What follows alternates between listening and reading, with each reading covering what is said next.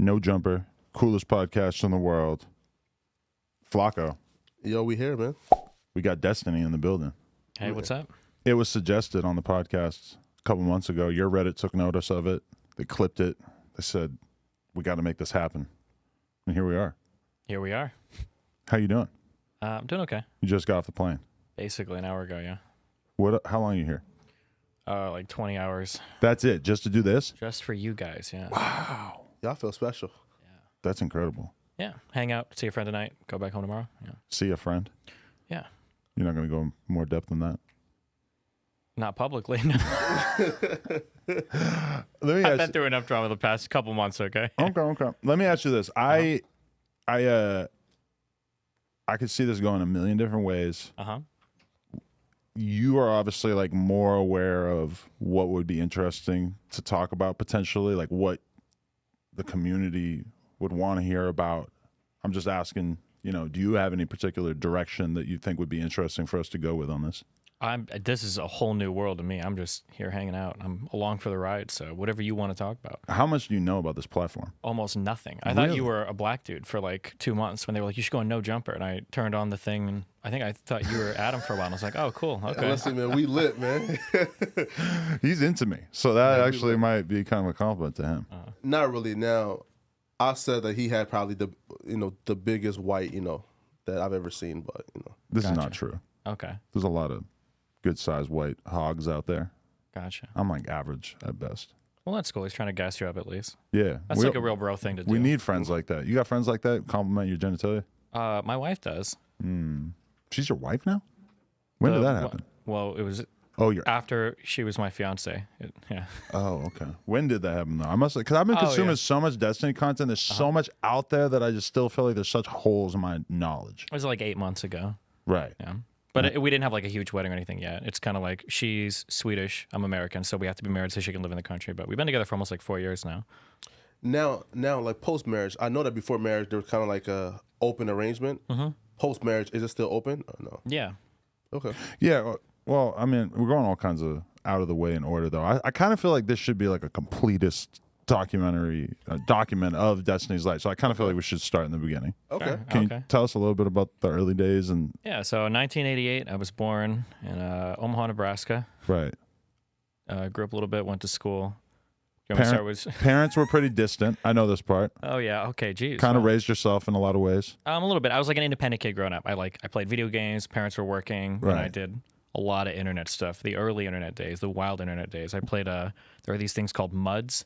Okay. Multi-user dungeons, text-based video games. Right. Then RuneScape, and then eventually StarCraft, and yeah. Right. And when you look back at that, like, what do you think that video games were giving you? Like, what were they filling in your mind there, or in your life? I might have a little bit of ADHD, being able to sit and grind at some shit and watch a number go up for like hours and hours, like 12 hours a day might have been really good for me. Right. I got really lucky in that I was in the sweet spot of gaming to where I hated school. Like I have such trauma from school. The day I took him to his first day of kindergarten, I actually got triggered because I was like, I feel bad for you, dude. Right. You got to go to school now and it sucks. What did you hate about school? The fucking dealing with the kids, or was it the just sitting in one place and working on boring shit just drove me absolutely crazy. I don't know what it was. It's like, you guys do like mushrooms or LSD here or whatever? I've done it. Yeah, math class is like the closest you'll ever get to like doing mushrooms, where you check like your phone and then you put it down for like 3 hours and then you check again and like 1 minute has passed. Dude, I swear to God, that clock is like fucked in the school. But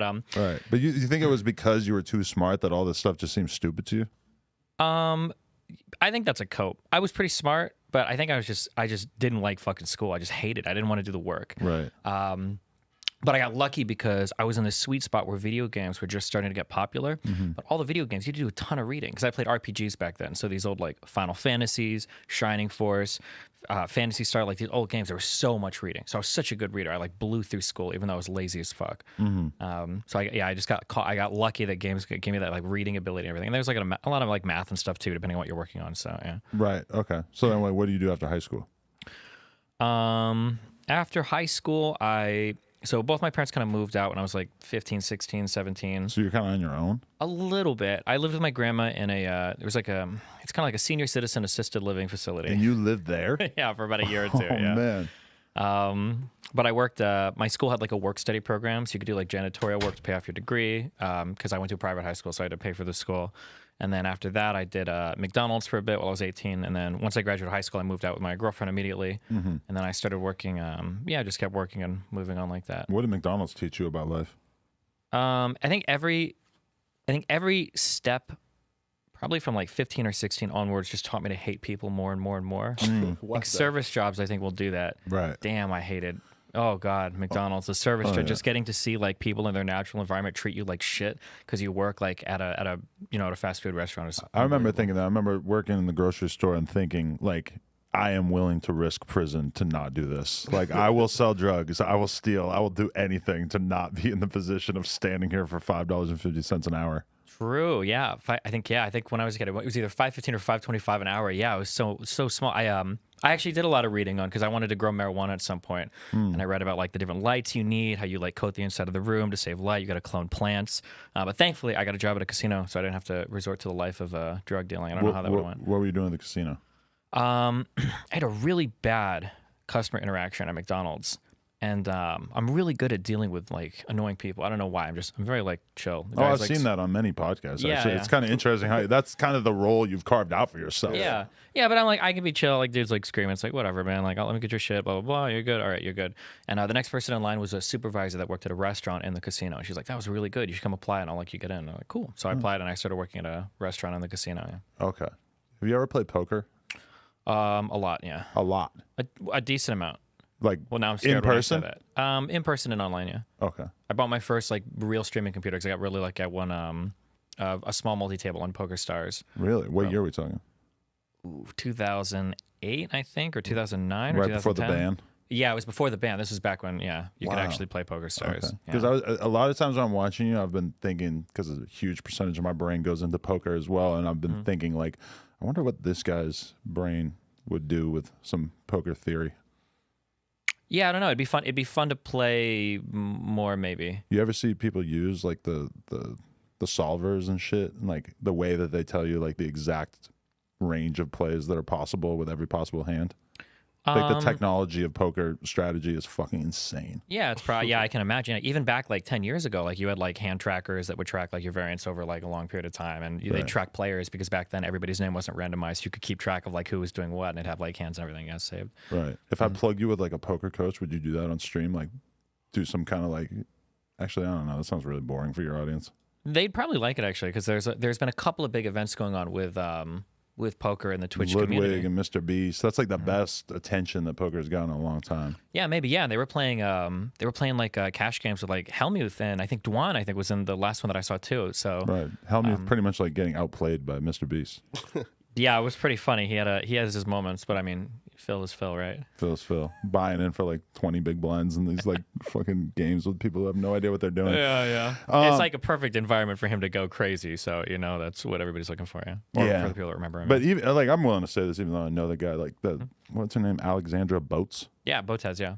She was playing on that. Like the way he was behaving to her was so unacceptable. Like, I know. Sorry to everybody who's thinking about Xing out of this right now because we're talking about stuff you have no idea what we're talking about. But like, he was just like ranting against her for playing bad, and it's like she's like a really, really popular like chess champion who also streams and does all this really influencer smart stuff. Too. Yes, and but like, also unbelievably lucky. Oh my fucking god! But yeah, right. But I mean, it's like in poker, there's like a general rule that like, if you're playing against an idiot, you don't tell him he's an idiot. You're nice to him. It's like kind of the whole theory of the game. You want to play against people who are bad at poker. Objectively, obviously, she's worse than like a professional like Phil Hellmuth. So like, he's very much incentivized to be as nice to her as possible. Also, just her being there is very good for poker in general because she's an influencer. She could potentially make people want to play whatever, and like he's just like a huge douche to her, and it's like it's very on brand for him. But with her in particular, I just really was like, this is not okay. Like, this really, something needs to change here. Captain Save-A-Ho? Look at this guy. Okay, look at Destiny not laughing at you. Okay, so we switched from McDonald's to what? I forget where we're at. Casino restaurant. The casino. All right, and then what? Content creating. Yeah, how do you get to content creation and all this?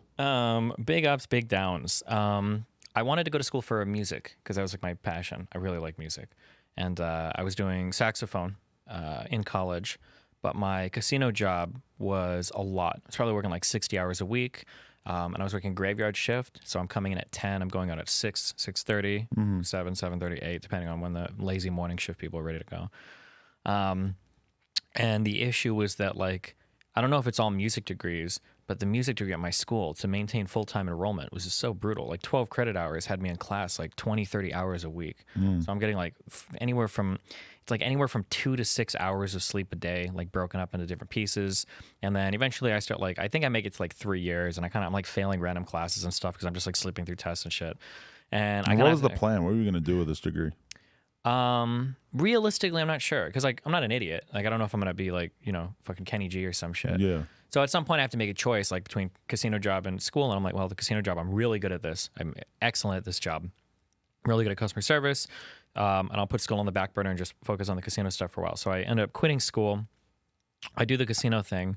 I'm still young and stupid, and I don't understand like corporate politics or any of that shit. And I end up just being stupid, basically, in disagreements with the manager. And over a long, dumb story, my community knows it as the Pam story. Okay. I end up getting fired from my casino job after quitting school for my casino job. Is this kind of like indicative of what the rest of your life would be like, in the sense that you find something that you believe in and you're willing to hold on to it to the point where it might have a detrimental effect on your livelihood? Yeah, actually, for the beginning part of my streaming career, for sure. It's this idea that, like, if I'm really, really good at what I do, I should be able to say or do whatever the fuck I want, because my work should speak for itself. And that's what I thought at the casino. Like, I was the youngest black badge, underage, like, supervisor, shift lead at the casino. I knew I was really, really good at my job. It's like, there's no way I can ever get fired.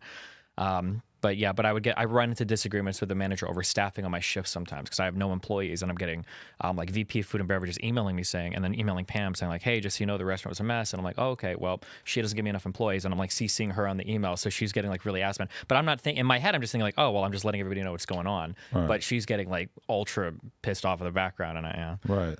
But yeah, so I get fired from that, which was unreal to me, because I'm not the kind of person to get, like, I know I seem really edgy now, but like, outside of like streaming, so I'm a very, very polite person. Like, I'm nice to people, decent to people. I'm really polite. I don't get fired from jobs. That's so bizarre to me. I would never. I'd work that place for like 3 years, and I'd miss like a single day of work. Right. And or maybe it was like 2 years. But eventually I get fired from there. I cash out my 401k. I think it's like probably $25,000. I don't know. And I lived for like 4, 5, 6 months off of that.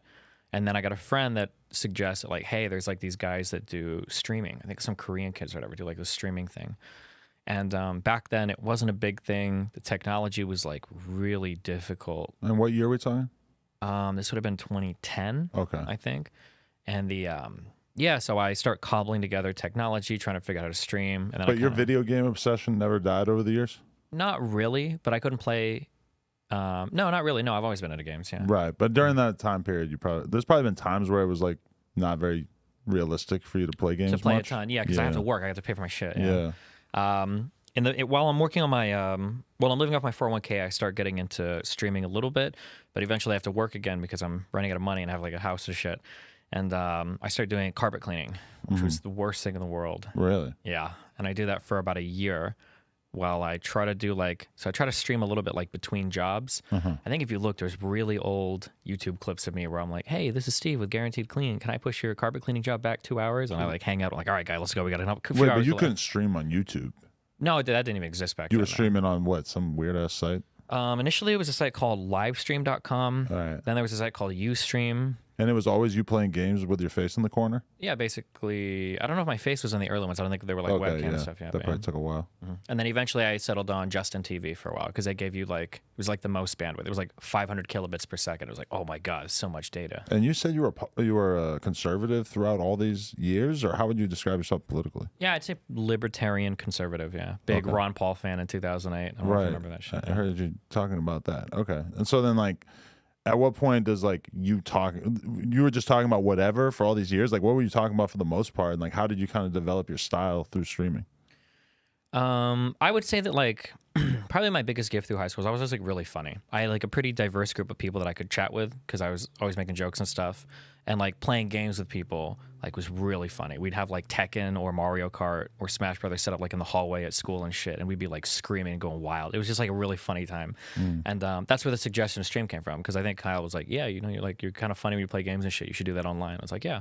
And then I just kind of carry that over to the online world. And then I've been like trash talking and like being aggressive for like 10 years on the internet, so it carried over pretty easily and quickly. Yeah. Right. All right. I just want to dig in on this topic a little bit more. Have you ever felt like you had an unhealthy relationship with video games? Because I know myself that when there is a video game that I'm into, it's very likely that I have an unhealthy relationship with playing it too much and like doing it instead of things that I should be doing, or like cutting into my sleep because I'm staying up late doing it. Like, is that something you see in yourself? Yeah, and early on, absolutely. Right. That's why I said I was really lucky that games back then had a lot of text to read. Because if I was like a kid today that was addicted to games, I might have failed out of high school. Right, because it's not going to build as much of a set of skills, right? Was it just video games, or do you naturally just have like a obsessive personality to where you just gauge on anything you enjoy? I don't think I do. Like, I've tried cigarettes, alcohol, a lot of drugs. I don't get like addicted to stuff like gambling. I don't like, it's just video games will just like super like suck me in. Yeah. Yeah. Like, I don't know. What are the games you play these days? Because a lot of times when I watch you argue with somebody, you're like looking away from the screen, like squinting, playing some fucking game. And I don't know what, like, I'm not familiar with any of the fucking modern games. So it's kind of a mystery to me. I just play like these weird like base builder optimizing games. It's hard to explain. Over the past like 6 months, I've been focusing on like conversations and stuff. So the games I have running right now are like really background things. Okay. Before this, my crack cocaine would have been fucking League of Legends. It was like the worst. Career destroying, life destroying, relationship destroying game. You had to really like cut yourself off from that at a certain point? Yeah. Oh yeah. It was like a real full break, like it was a drug addiction? Yeah, I would say that like, was it 3 months ago? My fans will know, where I took like I was close to like a new rank in League, and I think I told Melina, my wife, I was like, listen, I need you to stay the fuck away from me for like 2 days, and I just need to, because I need to grind the fuck out of this. And that 2 days turned into like 2 weeks. Right. Where I'm like not really streaming much, and like I'm just like fuck yeah. You didn't even want to stream it. It was that intense? No, because dealing with chat, everything, I just want to fucking focus on my shit. Yeah. Right. But that's a bad game. League of Legends is don't let friends play League of Legends. I had a conversation the other day with a friend of mine who's a professional poker player, and he was talking about why he doesn't really play as much poker anymore, and he basically just said that at a certain point he realized that he was trading his time for money. And it's like he's developed this skill set. He knows he can consistently beat the games. But at a certain point, like, don't you kind of want more from your life than just like swapping your hourly for a certain amount of money? When you look at how much time you spend playing video games, are you ever like kind of appalled by that? Because it's not even like you're really trading it for money. You're like trading it for like status in a video game that, who knows, it might not even be around in a couple of years, right? Yeah, I mean, I think there's like two rough ways to look at like things in life. You've got like happiness and you've got like fulfillment. I don't think games give you very much fulfillment, unless maybe you're like competing, you're like winning tournaments maybe. But there's a lot of happiness. Like, I don't regret time I've spent playing games. Maybe there's other bigger projects that I could work on, which is kind of what I'm focusing on now.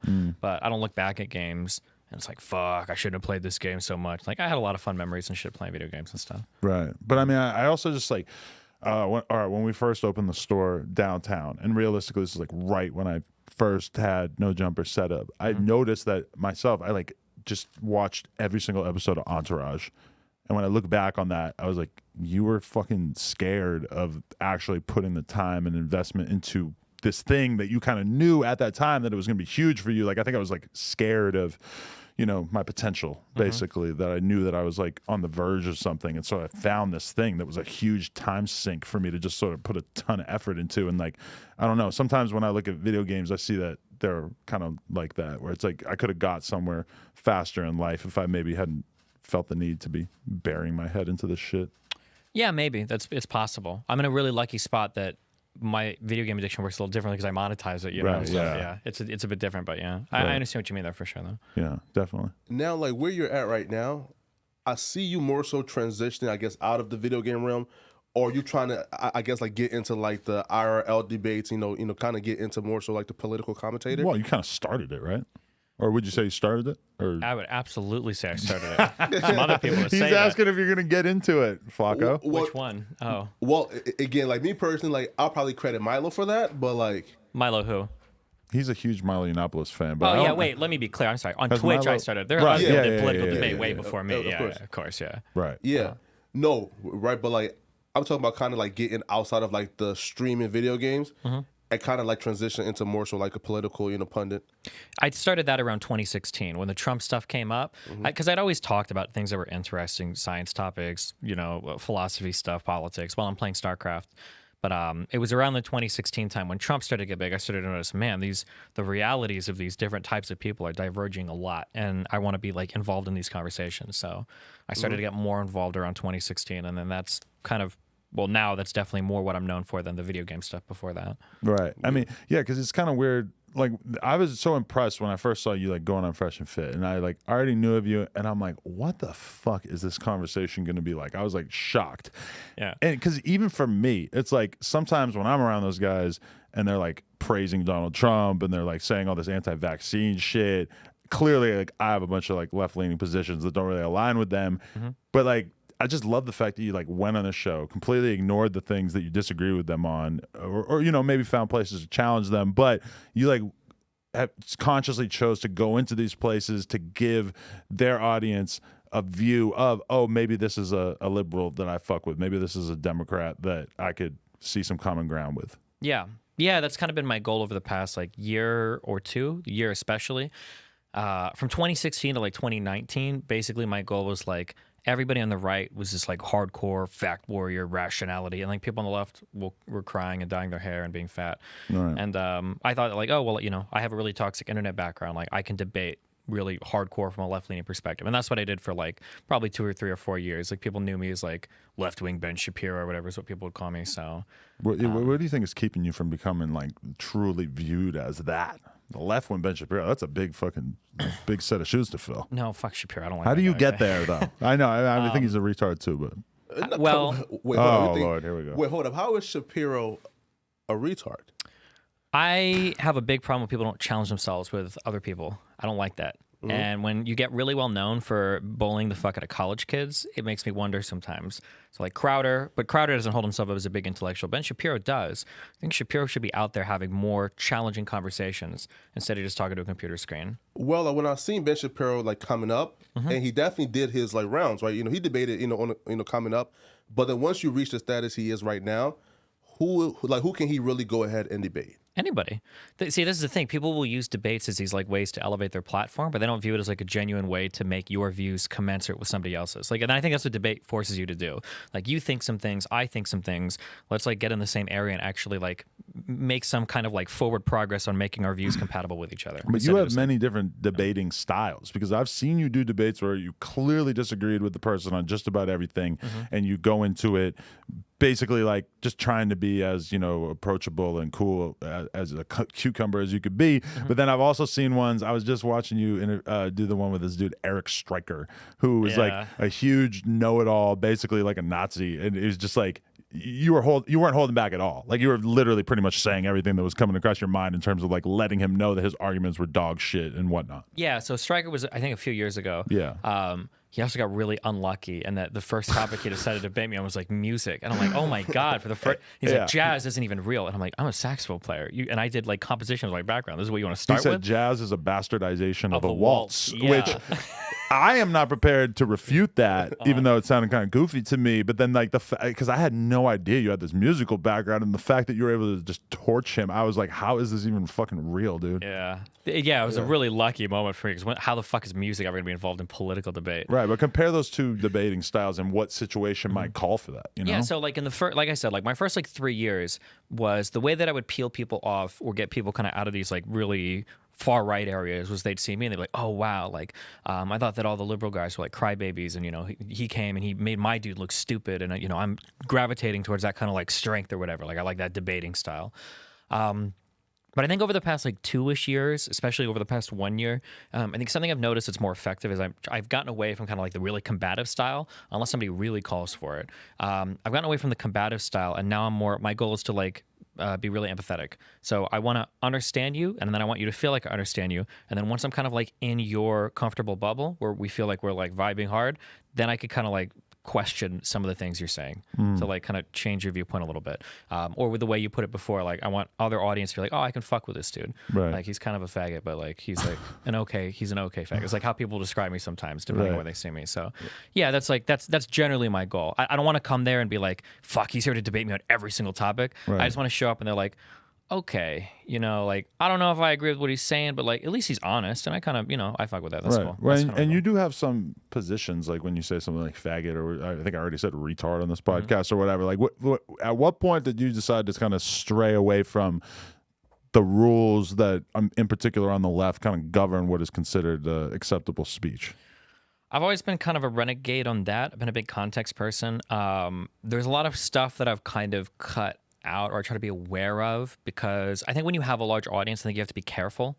So I guess one recent example is that like I'll joke a lot about hating women because who the fuck wouldn't? Okay. But then I noticed that like over time I'll be like, ugh, like when I have a conversation with a woman on stream or a debate or whatever, my audience is like comes across a little bit misogynistic, like actually like incel. So there'll be times like, okay, guys, we're gonna chill on this shit for like a few months because you guys are out of control on this.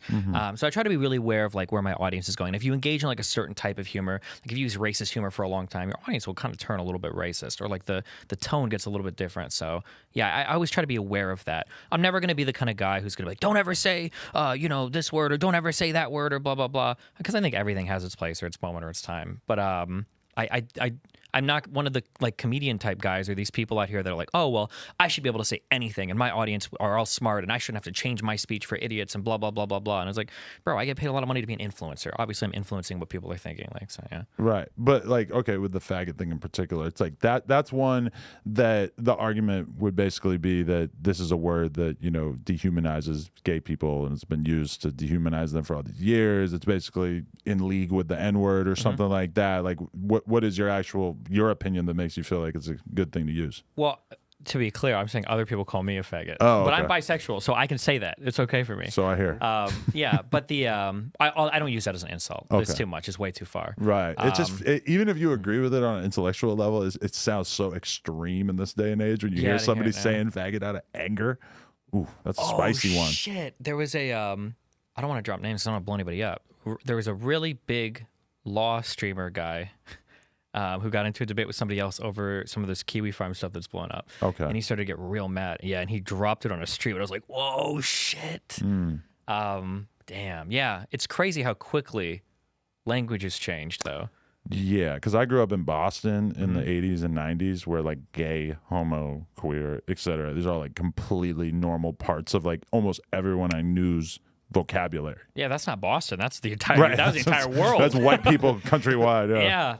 Yeah, that was definitely. Even looking back, I remember a year ago I was watching Clerks 2, and somebody in that movie just called someone a faggot. I was like, damn, holy shit, what? Yeah. Because then it's like they just say it and there's no greater meaning to it. This is just a regular insult. Whereas if that was in a movie today, there would immediately have to be like a journey into investigating why they said that. Yeah.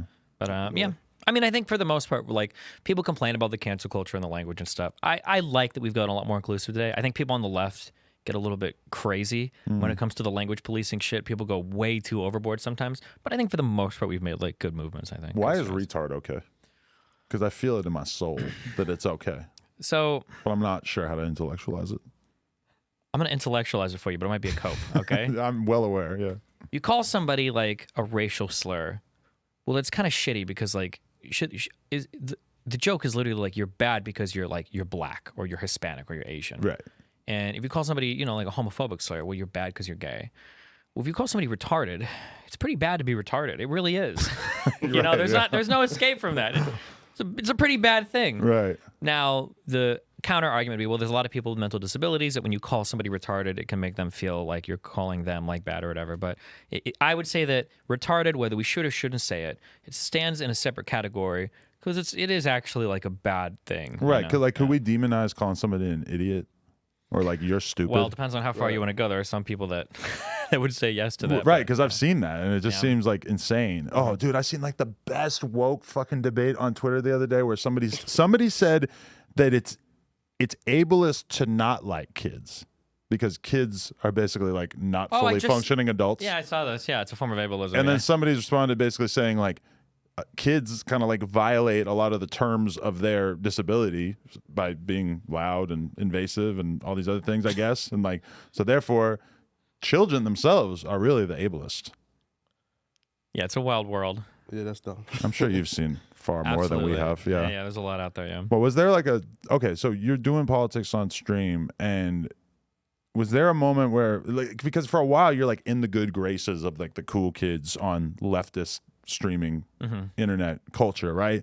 When did you see it starting to divide? Did you ever see like yourself going along with positions maybe unthinkingly because everybody else agreed, and were you ever even like capable of that, or were you always like confrontational about stuff you disagreed on? No, I was always confrontational. So what I bullshitted myself into thinking is I didn't realize that throughout different points in my career, I always feel strongly about what I say, and I've thought a lot about everything I say, but sometimes I have an uncanny ability to pick up followers or fans that just they're biting the end of my position because it suits them at that particular point in time, and they're not really biting the thought process, and that's bothering me.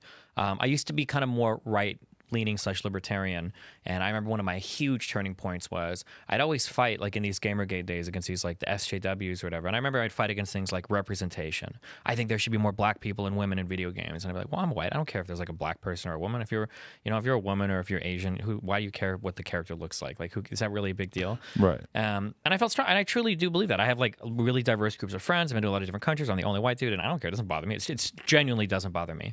And I've got a lot of people following me that are saying like, yeah, true, Destiny, man, truth to power, dude. You're so right. Absolutely based. But just because like their viewpoint in they're general, all fucking white. yeah. Yeah. And I remember the thing that blew my mind the most. This was like a watershed moment for me. Some fucking FIFA game was coming out, and there was like the main character was Hispanic or something, and the Reddit thread backlash against this was like, why the fuck am I playing a game where the main character is like brown Argentinian kid or whatever the fuck? Like, I don't understand this dude or whatever. I'm like, what the fuck is wrong with you guys? I thought we didn't care about this shit. Right. And I've had those moments happen initially on the right where it was like, oh, you guys actually don't believe in this shit. Like, a lot of you are snowflakes. A lot of you do get really emotional. A lot of you do need like characters that represent you. That's really important to you. And then it's happened a bit, unfortunately, on the left as well, where there are certain things that I believed in and I thought other people did, but they were just doing it because it just agrees with like their later positions, like don't be ableist or make fun of people for appearance or blah, blah, blah. And that's all fine and good until like a right-wing person says something you don't like. Oh, man. Do you know Pete Buttigieg? Uh-huh. Damn, people got wild homophobic about that dude. Right. And it was considered okay because he was a threat to their candidate. Yeah, but it was some insane shit. I remember there were some guys from Virgil, I think from Chapo Trap House, tweeted. It was some tweet from a movie where there's like a dude with like there's like 5 guys in the background and he's like fucking naked and it's about to get like raped or whatever. And the caption was like, "This is Pete Buttigieg back at his offices now." And I'm like, holy shit, you guys are insane. What the fuck? Right.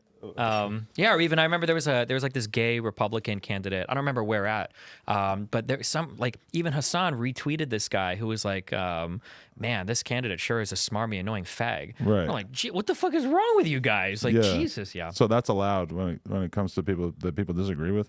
Yeah, but then you kind of see that the positions start to look fairly similar and that everybody kind of has their rule book, but there's actually like a secret rule book in the back where it's like, as long as you don't like them, then everything is fair game. And it's like, right. oh, well, fuck that. But a question, right? So again, like both sides, like the extremes on both sides are bad. So then why did you, I guess, decide to categorize yourself as a liberal opposed to, like still being right wing, but still saying, listen, like the extremists, I don't rock with. Why am I left wing at all, or? Yeah, because like you categorize yourself as a liberal, right? I'm pretty far left, probably farther left than the average liberal, I think. Yeah. But there's just like certain social issues. Like, okay, people would expect that if they knew about some of the stuff that you've said about trans stuff, they would put you in the conservative bucket, even though like 99% of your views on trans shit realistically are left wing. But it's like you've had a few, transphobic things that you like weren't willing to get on board with. So like people choose to kind of put you in a completely different bucket, huh? Yeah, it just depends on who you are, where you're at. Like, I think there are strong arguments for minors getting access to, ideally with a doctor's approval, like HRT and stuff, or puberty blockers at least at a young age. That's a pretty radical left position. It's pretty far to the left. Right. But I don't think trans women should be competing in sports with cis women, and all the research supports that. Right. And that position can make me sound like a fucking Nazi, depending on who I'm talking to. But also like, if you were to state that position to every single person who has been on this podcast over the course of like the last year, like you might be able to find a handful of them that took any kind of issue with it. That's just like common fucking sense that every normal person agrees with. And I agree with you. It's just a losing issue because it makes the whole of leftism look bad. Yeah, and for the trans stuff too. And I kind of wonder because we kind of saw this, and no disrespect to Leah Thomas, because I think you should fucking rock whatever system you're in. If they're gonna let you compete, then fucking you should compete as hard as you can. Okay. I have no problem with any individual trans athlete because you should do what you can. But like, I wonder, we saw this wave of kind of like anti-trans legislation and stuff move through the U.S., and I wonder how much of that was hyped off the back of the Leah Thomas issue. Right. It should have probably been a pretty common sense, like trans women, especially trans women that have gone through a male puberty, probably shouldn't be competing in athletic NCAA events with cisgender women. Well, because for years and years before this, people who were arguing in favor of trans women being in women's sports would basically just emphasize that, like, well, look, nobody has really won anything. Nobody has really dominated in any particular category, et cetera. And like the conservative argument would always obviously be, yeah, not yet. It's like, it's coming. It's going to happen. Like Leah Thomas just kind of sped it up for people so they could see it playing out in real time and get scared. And I mean, it's a totally reasonable reaction for them, right? Yeah, and then that's not even a good argument, because the problem is when we get to the point where trans women start to win a lot, well, now you've probably you're too far past the precipice. You can't pull it back at that point because there's going to be huge backlash, right? Like if it was made okay, like, okay, all trans women, all cis women are competing together. That's what we're doing. Those are the rules going forward. And if it's been like that for 5, 6, 7, 8, 9, 10 years, well, now it's probably going to be like that no matter what. Like the idea of rolling back on that is going to incur so much social friction that, well, now you're fucked. Now Right. it's just, yeah. So I think you kind of have to think ahead a little bit. You can't just like, well, if they start dominating everything, then we'll change it. Well, because now at that point, now it feels even worse. Now you've got like a whole bunch of problems. But you think that the trans community really thinks that you're their ideological enemy? Or like, do you think that if they were to really be on their deathbed and have to be honest, that they would admit that, like, yeah, we disagree on like 2% of shit regarding this very specific issue? Without getting too deep into it, there are huge divides in the trans community about what they think about certain things. There are Right. certain groups of trans people that I would super get along with really well. Right. I've gotten a ton of emails from people. They're like, oh, thank you. Like, your voice is really important. Like, I feel insane as a trans person. None of these communities accept me. I listened to the manifesto, so I heard you read like Okay, 40 sure. minutes of emails about Yep. this topic. Yep. At a certain point, I was like, I don't know if I can listen to any more emails. Sure, yeah. And then, but then there's another kind of group of trans people that like literally hate me, and they think that I'm paving the road towards like trans extermination in the country and shit. So Right. Wow. Wait, though, so like when I hear you again, man, like that's where people like kind of get confused, because you went from being right wing to now you're on this opposite side of the field, right? How did that happen? Opposed to just hearing some like bad things from like the extremists of the right, how did you go from one spectrum to the all the way, on the other side? And I just want to let you know before you answer that question that he's basically a fresh and fit operative. No, okay, I'm not. that's nice. No, That's good. no. I'm going on that show tomorrow night. So No, I'll- you're going straight to Miami from here? tomorrow No, morning, no. I go to Miami, and then I'm going tomorrow night with my wife. Yeah, Are it you should be. seeing like, oh, you live there? Never mind. Yeah, You yeah, have to, I go like, to Miami. you're going out of your way, right? Yeah.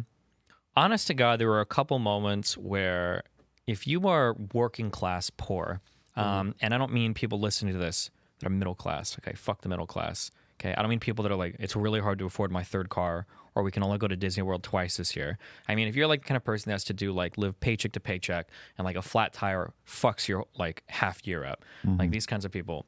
That was probably the point in my life when I was the most conservative. I don't know why, because you're working and you feel like the only way out is to work and work and work.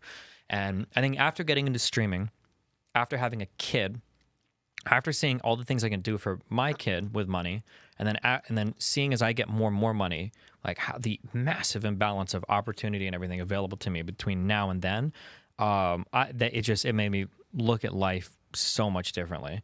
Because it's like, it's so unbelievably unfair. Like, I can buy a house in my city to put my kid in a better school, and like when he's like, during the coronavirus shit, they have like iPads and shit that every kid just gets to take home and shit. Like, these are opportunities available to him that kids in Northo or Southo, if you live in Omaha, they don't have these opportunities. And it's not the kid's fault. It's just how much money the parents have. That kind of shit is wild to me. Are you kind of like personalizing the transition for Flakko there? Because I feel like you're a person who tends to like make their decisions on like policy or whatever based more on like, actual arguments and less on like anecdotal experience or personal experiences. Like, did having those experiences really like swing the pendulum in your mind more so than like reading an actual argument against, a certain political philosophy might have? I think the experiences actually did shape a lot. Yeah. I hate to say that because I feel like a very intellectual guy. Like, oh, give me, like, I can read this and know everything. But I think having certain experiences radically changed my mind on how I view things. Funny enough, actually, way before the internet was talking about banning the word faggot from everything, I decided to stop using that word as an insult truly back in 2013. And the reason why was, and I know every single argument for why we should be able to say slurs. We don't actually actually mean it. You're giving them more power when you make people feel bad about it. I've got friends that are gay. All the arguments, blah, blah. Like I could do those arguments all day, and I did do those arguments all day. You can find old videos of me making those arguments. And I was in Poland at the time. I was living in Warsaw for 3 months in a gamer house, and I heard two people having a conversation. We were all kind of like chatting over food, and one of the guys that was talking to the other dude referred to another guy who's actually gay, and he called him like a fucking faggot. And when he said that, I got a really weird feeling. I said faggot a ton because we were in RTS. That was our word, okay? Like in Call of Duty, you guys have like the N word. In RTS, we had faggot. That was what we said. And after he said that, I was like, I'm really uncomfortable saying that word around you because you seem like you actually hate gay people. It makes me feel really weird. I don't like that. And it probably took me a couple weeks to where I started thinking more like on my stream and in front of my audience, like, man, I wonder when I say certain words, are there people out there that are like genuinely hateful that when I say some shit, they're like, hell yeah. Because I don't want to like reinforce that. It doesn't make me feel good. And I remember I wrote a post. I think it's still on my website. It was like back on 2013. I wrote this. Like, I don't really want to use this word anymore. I'm going to kind of think more about what does my audience take from me, whether I'm being intentional or unintentional. And then it would be a couple years later, I would stumble into other. It's really funny. I guess a lot of comedians have this thing too. Dave Chappelle has a really good conversation with Oprah about getting the wrong type of laugh when he's recording a skit. I don't know if you've seen it before. Okay. But, it sounds familiar, right? Yeah, he talks about how they were going to do a particular skit. I don't even remember what the skit was, but after they had finished like filming something, there was a white dude on set and he was laughing. And Dave Chappelle had felt like, I think for the first time, I felt like the dude was laughing at me. Didn't feel like the kind of laugh I wanted. And yeah, I had one of those when it was like 2013. So that I think experiences have shaped quite a bit of like my viewpoints on things. It's interesting because like streamers are held accountable for their community so much these days. And I've kind of even seen you kind of make that argument about certain streamers is like, forget about what they were saying, look at what their chat was saying during this. Like if the vast majority of like hundreds of people in their chat seem to feel a certain way that maybe the streamer is not saying because they don't want to violate terms of service or whatever, then that says a lot. But like, how much responsibility do you feel for that? I mean, I feel 100%. Like, Really? to some extent, they're kind of like my children, right?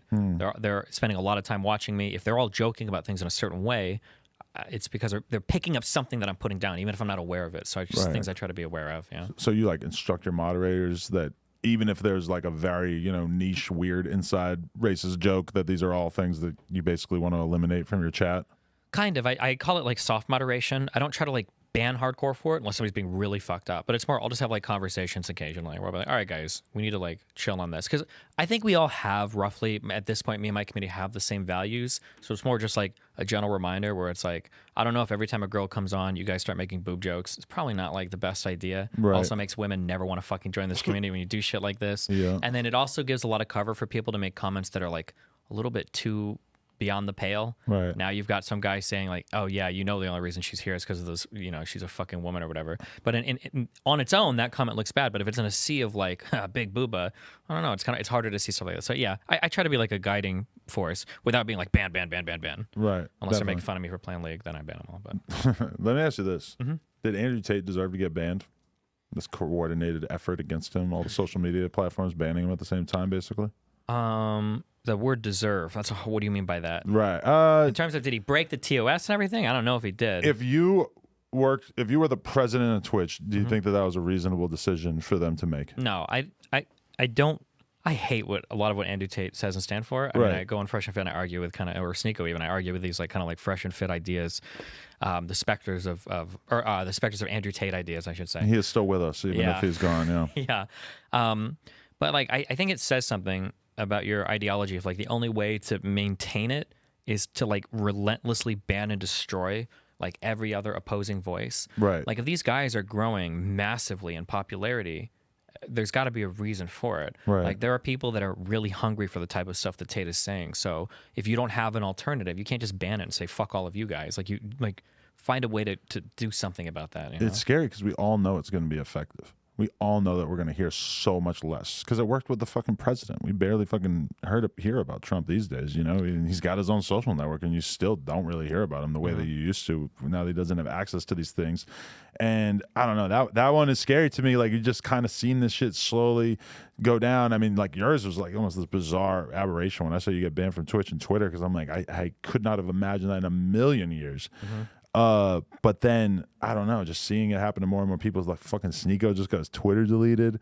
I'm like this is a real coordinated effort to take out anybody who has, you know, offensive viewpoints. Even though, I mean, like, what's the worst thing you ever heard Andrew Tate say?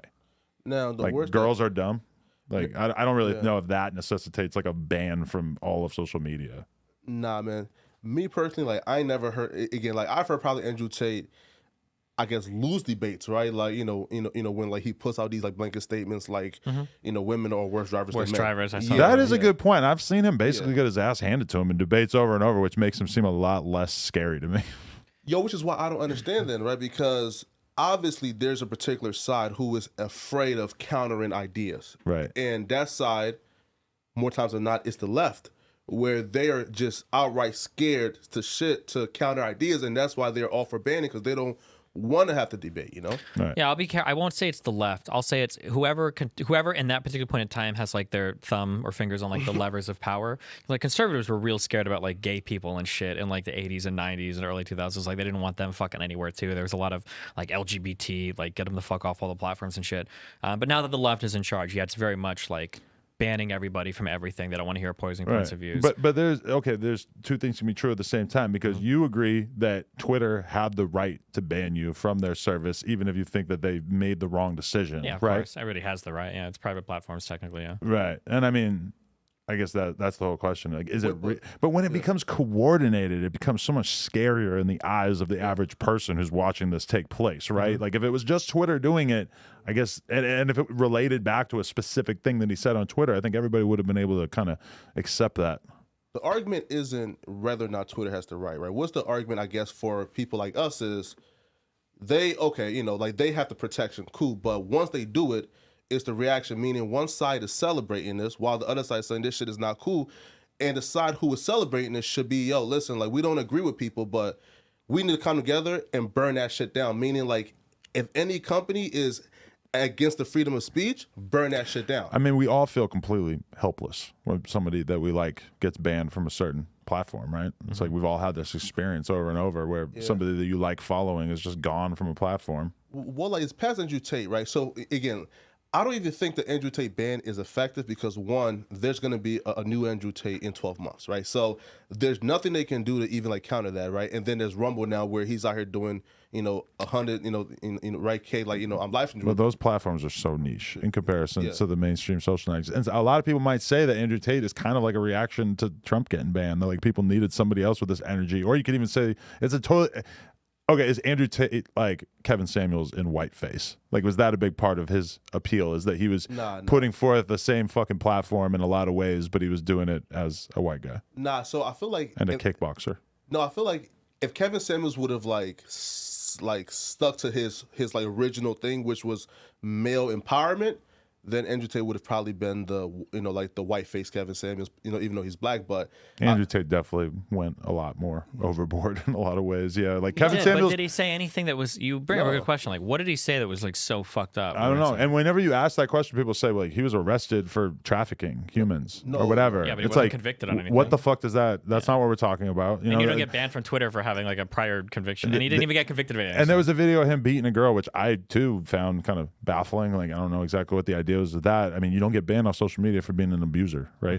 And I'm pretty sure if it was the one girl, hasn't she come out and said that like that was part of like some shit they did or whatever? See, he's better researched than me. Yeah. yeah, no, right. So like the girl came out and said pretty much like, and she told him to do it on like to like record it or some bullshit like that, right? So like it was actually recorded and put out. You feel me? So like now my question to you is, again, just put it on our conspiracy hat. What do you think they think is so dangerous about Andrew Tate? Do you think it's because his message is empowering young men to feel like, yo, listen, you can be the best you, work out, get right, and now these young men are not, stepping stools for females? That's a really positive review of his message to the world, but I don't think. I think people get too conspiratorial, and I don't like it because it inhibits the ability to see like the actual problems. I think that a lot of these tech companies are like very San Francisco mindset. Like they're very much like the culture of the company is like a very ultra progressive company, and the people inside probably feel pretty committed to like these ultra progressive values, and you get a lot of that reinforcement like up and down the corporate ladder.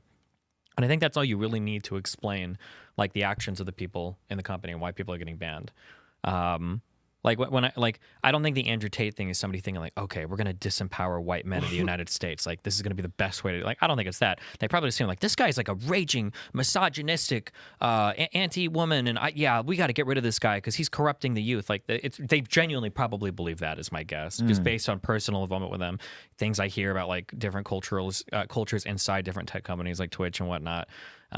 And it seems to be pretty consistent with all the messaging. Yeah. Would you feel any sort of way about platforming Andrew Tate? Like if you had him on your stream to... I mean, I do it. At this point, I'll platform anybody. Almost, right, you platform people way more offensive than him. But, I mean, do you feel like that is even a concern? Because, I mean, I got a lot of shit for interviewing Milo Yiannopoulos back in the day.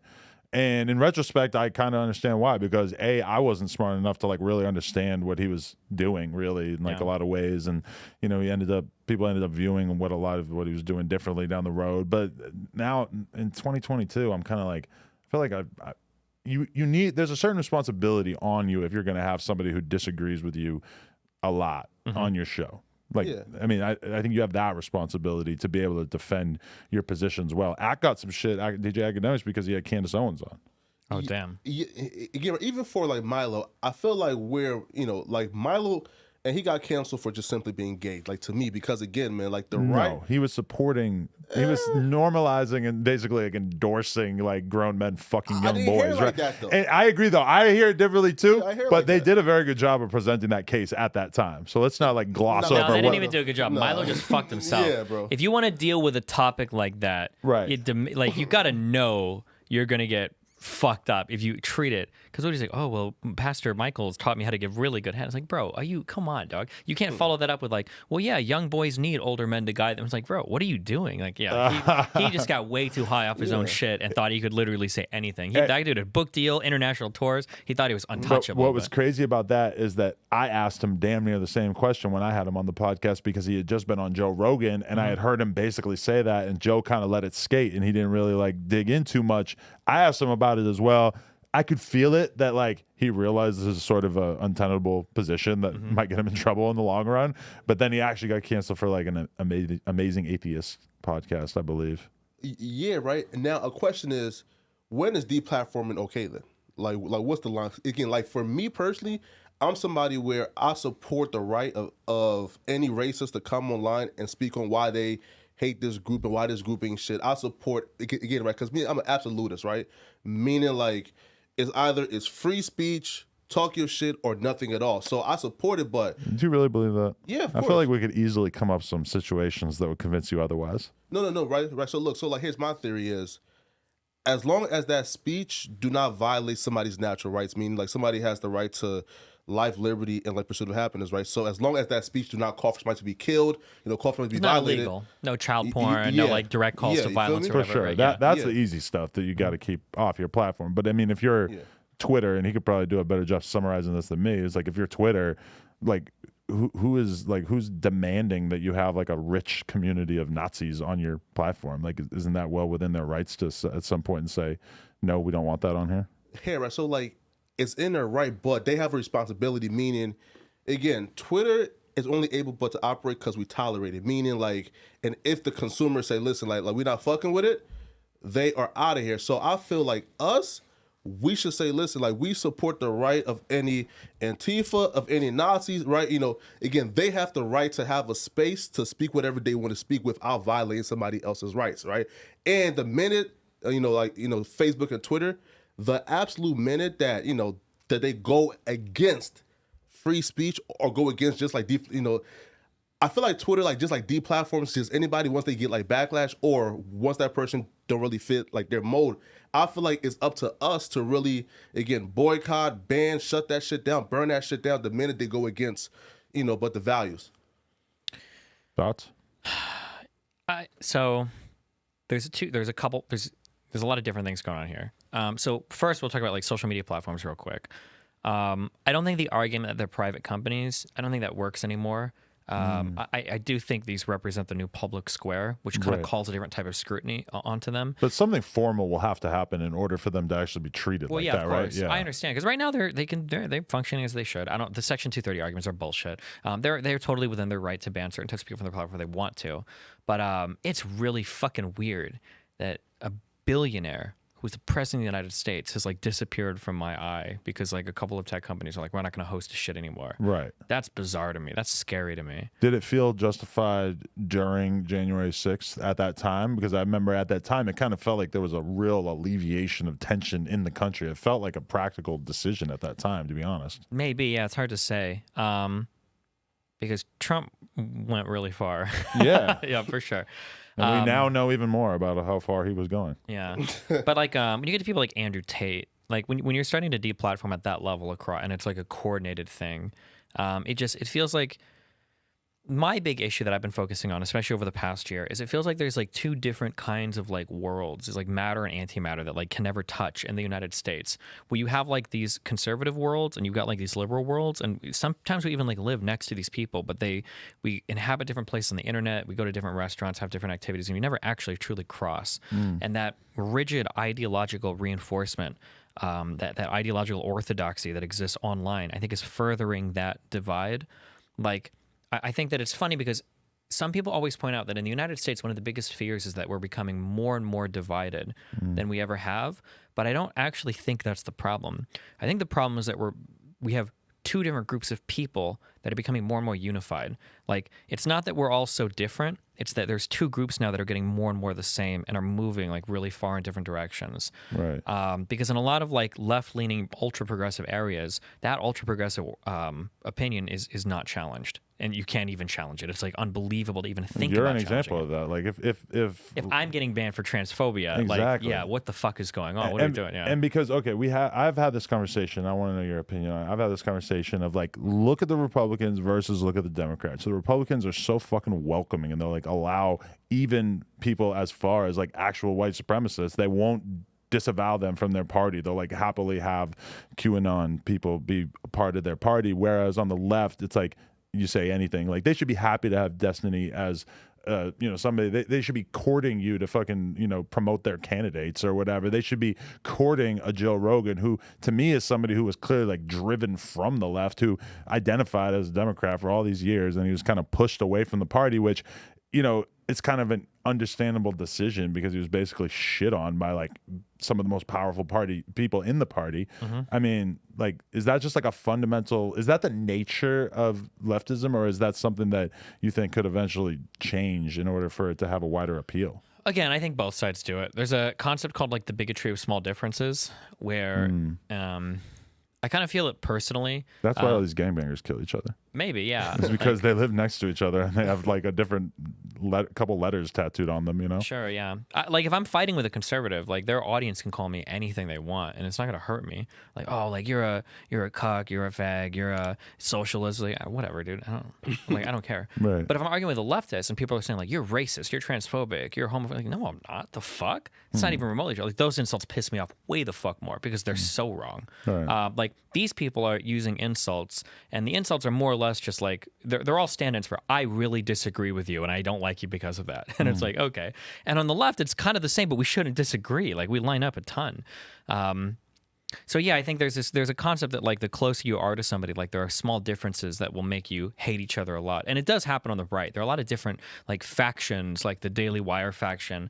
Fuentes has like his America First faction. You've got Turning Point USA. And sometimes these groups like absolutely hate each other. They fight a lot too. But it's more front and center on the left because again, they've got like the cultural power right now. So you can see all of that like really, front and center. Does Nick Fuentes deserve to be banned from social media?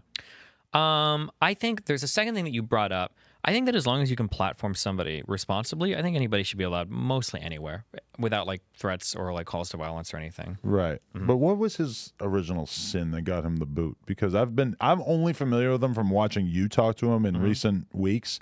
I'm not familiar with what he actually did back in the day that got him banned.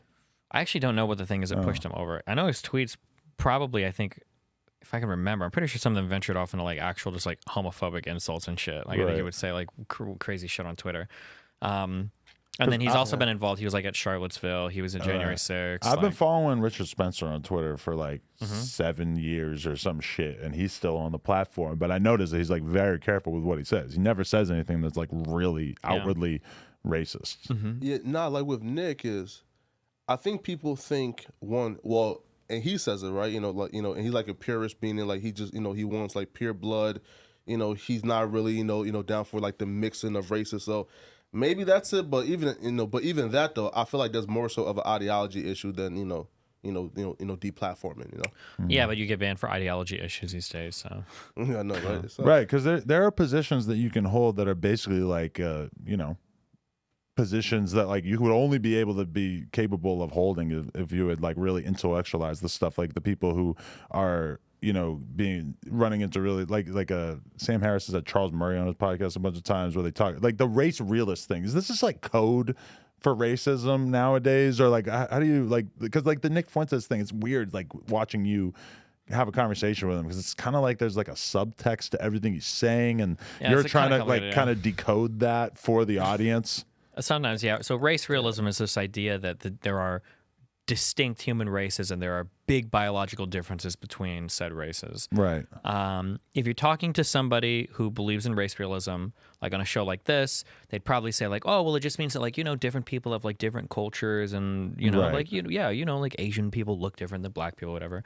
But typically what it really means is there are very ingrained parts of our brains that are like genetically determined that are going to mean that like black people are always going to be pretty dumb compared to white people, and they've got like genes for being warriors, and that's why they're violent. And Asian people have like the math gene, and Jewish people have like that's typically what race. But do you buy into that? Like, are there like IQ differences between races? Does this check out?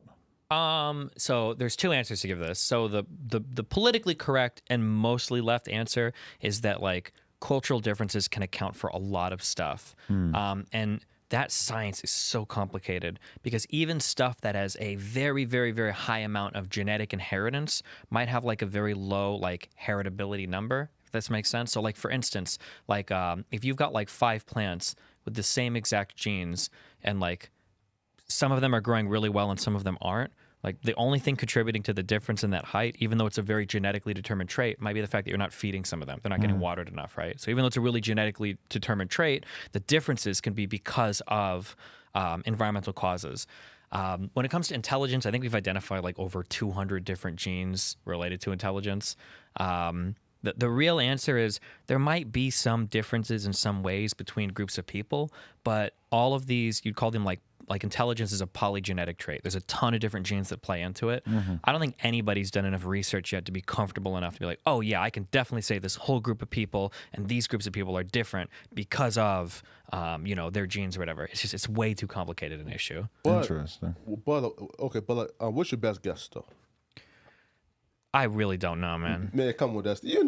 So, come on, man. I Come know, on, that's so, man. I know that you want to say that. So I lean towards Why do you want to say that when you're in this alleged hierarchy? No, because he thinks that I'm thinking like there's probably a difference, but I don't want to say it. Okay. So here's like my one thing that makes me think sometimes. Okay. 2 things, okay?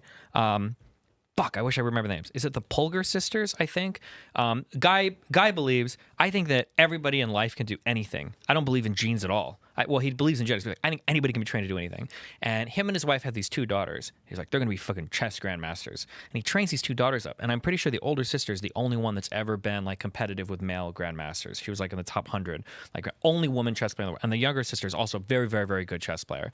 And it was just because the parents had that belief. I was like, damn, that's pretty great. Now, maybe they got lucky and they had good genes. That's one thing that kind of makes me think. Second thing is, when you look at men and women, there's obviously differences between men and women. I believe there are differences between men and women. That's clear to see, right? Yeah. So my background is music. If you look at rock bands, okay, how many good women guitar players are there? Comparatively few. Like less than 1%. And really in all of like music in general, pretty much popular music, right? Almost, but you were almost true, but you were completely wrong. But I'll explain. So this is so interesting. If you look at like guitar players and shit, yeah. Now, when I look at that, and I look at what I know about men and women, men tend to have faster response times, probably a little bit more athletic coordination, et cetera, et cetera. It makes sense that like maybe a woman wouldn't be able to play guitar like a man could because she just doesn't have the, it's women versus men. But if you walk over into like the classical world, well, now when I look at like who all of these amazing violin players are, piano players, some of these women are fucking unbelievably quick, amazing. And then I look at that and I'm like, okay, that's a crazy divide in gender to where there's like good rock female guitar players, there's like 2. I probably don't know. There's probably more than that, but it's very, very, very rare. But when I step into the classical world, we can Google right now, like amazing woman pianist who's like, or like violin player who's like amazing. And that difference is 100% social. There's no reason why a woman that can play piano as well as some of these women do, or violin as well as some of these women do, couldn't pick up and play guitar better than 99% of men. Right. But they don't because of the socialization.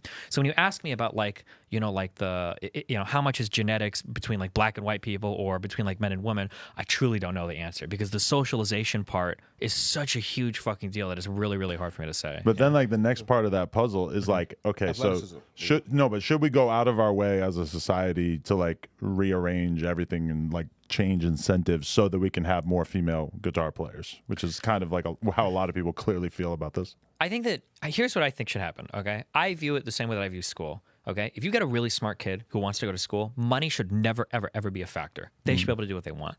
I think that we need to like take the restrictions societally and culturally off things. So like if a woman wants to play guitar during a rock band, she should be able to do that. I don't think we have to like force it. I don't think we need to be like, we need 45% of all guitar players need to be women now. That's a little cringe and it gets really dumb. But if people want to, there shouldn't be like the cultural friction there where it's like, you're not allowed to do that. You're a woman, pick up a violin or something. Because like, okay, bringing it back to poker, playing poker for all these years, like the average poker tournament will be like 5% women. And throughout the years, like Daniel Negreanu famously like has said that he's seen all kinds of initiatives to bring more women into poker. He's seen all kinds of advertisements and promotions that were meant to entice women, and that numbers stay basically exactly the same. And it really shouldn't surprise anybody that men tend to be the best in this like weird, strategy game that like requires like intense focus, and like it's just the kind of thing that like women don't tend to seem to gravitate towards.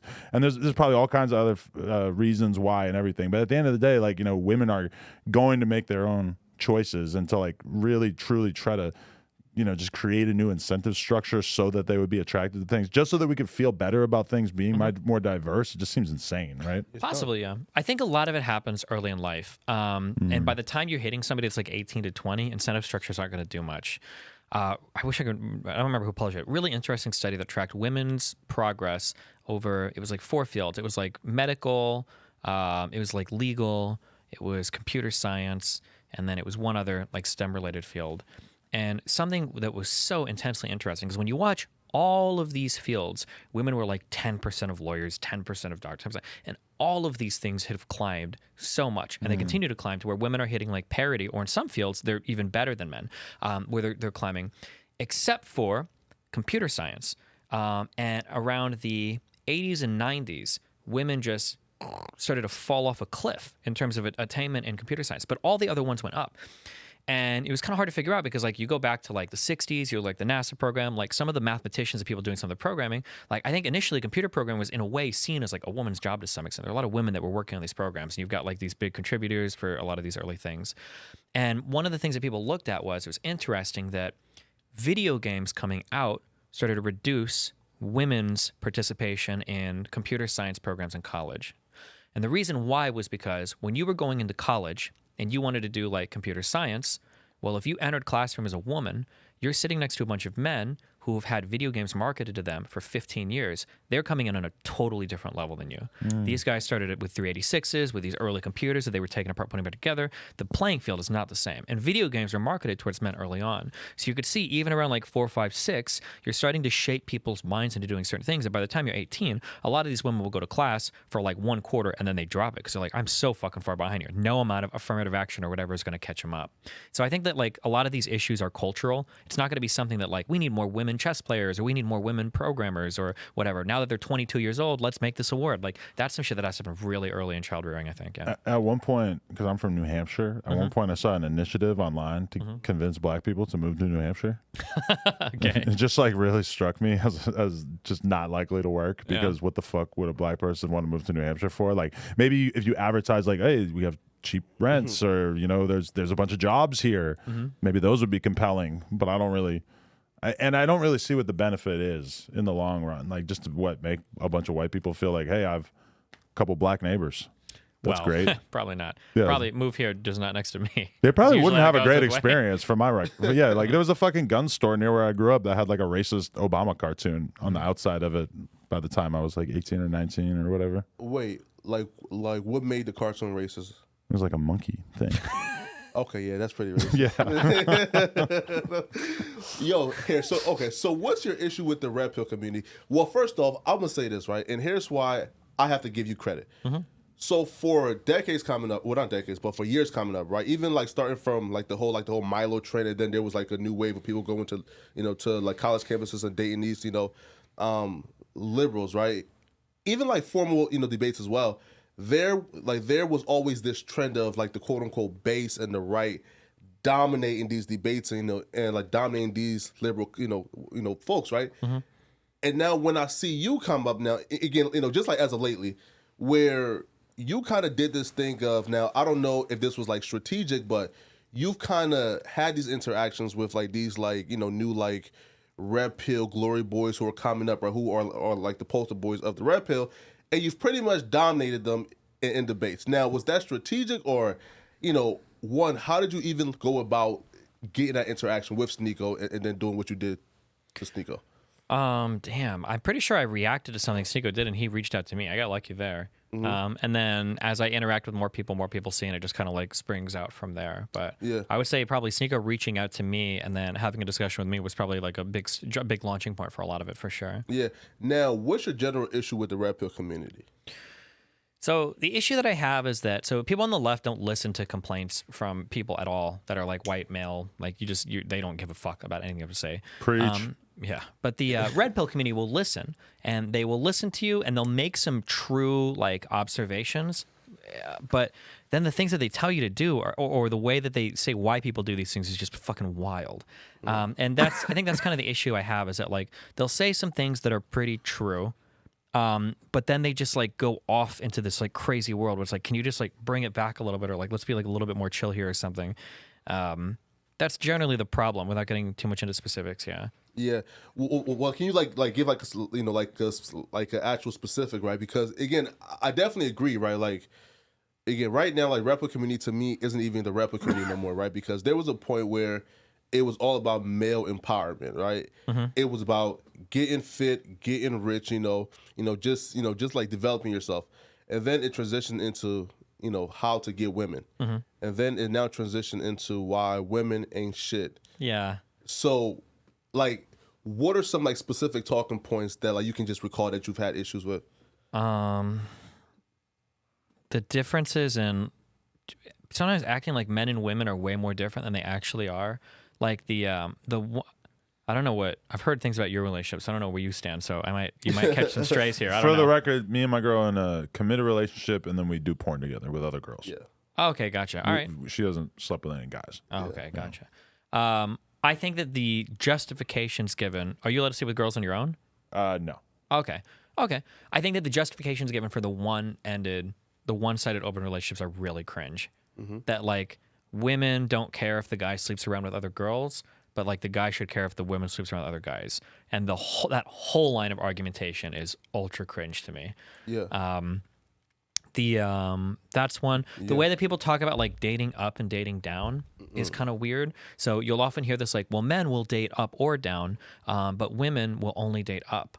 And it's like, well, it's kind of a one-sided way to analyze things, because when you say date up or down, you're always talking from the male perspective. So here's an example. They'll say like somebody like Leonardo DiCaprio is always dating down when he's hitting these like 24, 23-year-old women or whatever. It's like, well, no, he's not. You because by your own ideology, Leonardo DiCaprio has a really high value because he's a man. These women might be not as socioeconomically successful, but that's not why you say we should value women. You say we should value women for their youthfulness and their appearance. Well, in that case, he's doing exactly as he's not dating down, he's dating even, right? Like a super beautiful woman that's like 21 years old, that's like a fucking 9 out of 10, 10 out of 10 woman, her dating somebody that makes the same amount of money as her, that's not dating even, right? She would be looking for a guy that's probably making more money, because that's like the equal spot that they're at, Yeah, of course. A lot of the stuff that I hear said in the red pill community, and I say this as a dude who's 38, and before I got into the porn thing, I had probably fucked like, I don't know, like 300 or 400 girls. Like I was always like pretty solid, I would say, at doing this sort of thing. Definitely seasoned. And like I remember, okay, there was an anecdote that I was recalling about how when I moved to Long Beach, that there was like a series of bars on this one street, and that was basically like the nexus of my whole fucking life for that time period. Just going there and getting drunk and hanging out with the same fucking people, whatever. And I was kind of saying how like one day I walked into the bar and there's like 3 or 4 different groups of girls, and I had fucked one of the girls from each group of girls, and that basically had made me like relatively undesirable to like every other girl in those groups, including the ones who were more attractive than the girls I had slept with. And I realized like probably a better strategy for me as a guy living in this new town would have been to be a lot more selective with who I slept with, and maybe like make a reasonable decision once you kind of have a real lay of the land, right? Instead of just going for the easiest opportunity. And Flakko's reaction was like, what? Like, you're a high value male. Those bitches don't care if you fuck their friends. And I'm like, okay, Flakko. I'm like, in the real world, a girl could very easily be turned off by the fact that you had slept with a lot of girls, especially their friends. Like that's a thing in high school, and that's a thing in the real world too. Well, some is it.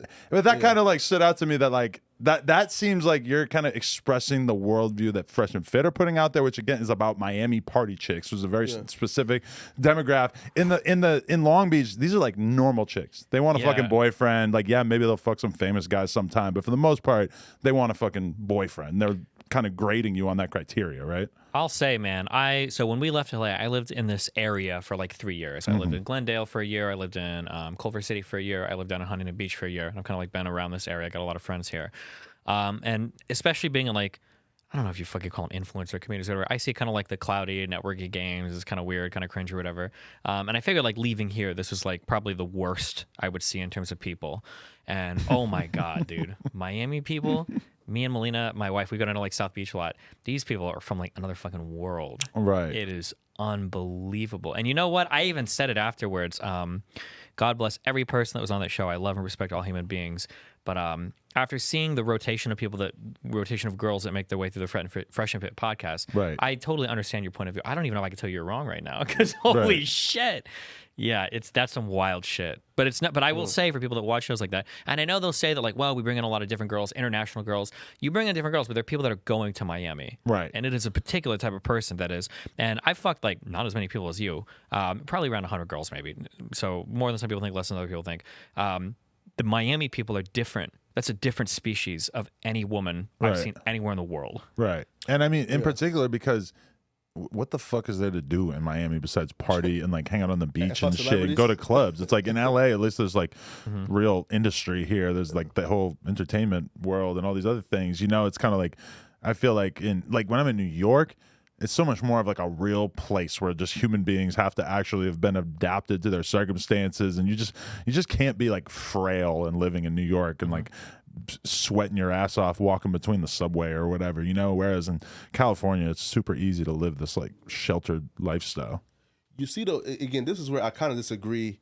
Now, I believe, right, you know, that most women, you know, or a large percentage of women, again, probably wouldn't care if a guy has fucked, you know, 1,000 women, right? And here's why. Because I believe that women, you know, a large percentage of women, you know, like date for hypergamy, right? Which is more so like, you know, and they're looking for a guy with status. They're looking for a guy with wealth who can take care of them. Again, a large percentage, not all women, but a large percentage, right? And, you know, so women are looking for those qualities in men. Men are just simply looking for ejaculation box does not warrant out. You feel me? No, not at all. Yeah. I think that this hypergamy thing is like fucking rotted people's minds. I don't believe in this shit at all. I think that in general, men can get away with having a higher body count than women. Women seem to care about it a bit less than men. But if you tell a woman that I fucked like 300 people or whatever, there's a lot of women that will like look at that as like being pretty weird. And your status has to be pretty high to make them overlook that. Because I'm sure, okay, if you're Machine Gun Kelly, just to throw him in here, you probably fuck 300 girls or some shit, right? And like, if a girl likes him, like Megan Fox isn't turned off by that, right? I mean, sure. His status outweighs the fact that he's got a ridiculous number of sex partners under his belt. That's true, but that'll work both ways too. And anybody that says otherwise is fucking lying. If Megan Fox were to go up to a dude and he's like a normal fucking guy, and she's like, "Just so you know, I've had 500 dicks in me," right. That guy's like, "Okay, well, here comes 501 because nothing is stopping me from fucking And everybody that says otherwise is massively fucking coping. Like, there's a lot of these super beautiful like 20 to 25-year-old girls that these guys wouldn't care how many dicks have been in them. If they had the chance to do it, they would be in the one-ended close relationships. They're like, fuck it, you can fuck other people as long as you see me every Friday. No, like, they would do but it. You know what? How those situations play out? Because in the porn world, I've seen it a million times where a dude, like a reasonably you know, status dude, like not a huge celebrity, but a guy who's like doing his thing or whatever. He'll meet a porn star and he likes her because she's hot, she's sexually fun, she's got money, whatever, she's got followers, whatever, and guys like it, and they like it for like 2 weeks. And then at some point, they just like realize that she was getting railed by 2 dudes that day, and it just starts to like hurt their fucking brain to deal with it. And I've seen it happen so many times. It's like a very specific type of dude who's able to know that their girl's doing that and be able to ride it out. And when I say that, like, yeah, of course, like for me, the body count thing is fucking nothing. This is like an insane conversation that I can't believe that the red pill world puts so much thought into it, because from because I would way rather date a girl that fucked 200 dudes than a girl that fucked 2 dudes. It's not even close. Absolutely. Yeah. Yeah. Because we come from like just 2 again, right? Yeah, I'm very experienced and you're not.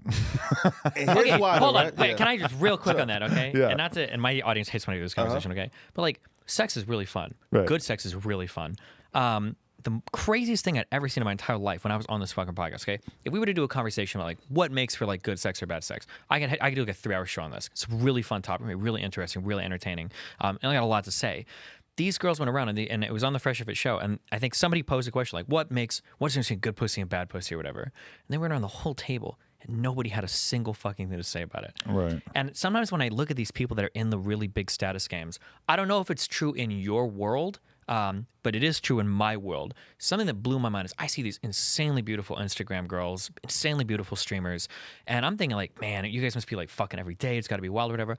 1, these people are fucking way less than a lot of people think they are. And 2, a lot of them just don't even seem like they like sex that much, guys and girls. Where the important thing is just like, I just want to fuck and say that I did it, and I want the experience of fucking. And it's like, man, I'd rather just masturbate at this point. Like, Right. why waste your time? No, but I know I that agree, some yeah. people have like really different points of view on A that. lot of people where- are very removed from the actual act of sex, and especially just the fact like even as I get older, like honestly, like there's like a level of sex I have with my girl that I've been with for 6 years that is just like a different level of connection than probably anything that I had during my 20s, because I feel so close to her and we've had enough time to really like get that comfortable with each other. And granted, like there might be a girl on earth that I could have that close of a connection with the first time we sleep together or whatever. It's kind of all over the place. But I mean, yeah, like a lot of, and I see that very much in myself, where I was concerned with fucking a lot of people when I was younger rather than being with somebody for a year and sleeping with them 300 times and like really figuring out your chemistry, you know? Yeah. Nah, I feel like the men who I guess truly care about the body count would be like the providers, right? Men who are taking care of the majority of the bills, you know, who is making this woman a legit housewife who's going to be taking care of the kids, holding down the household.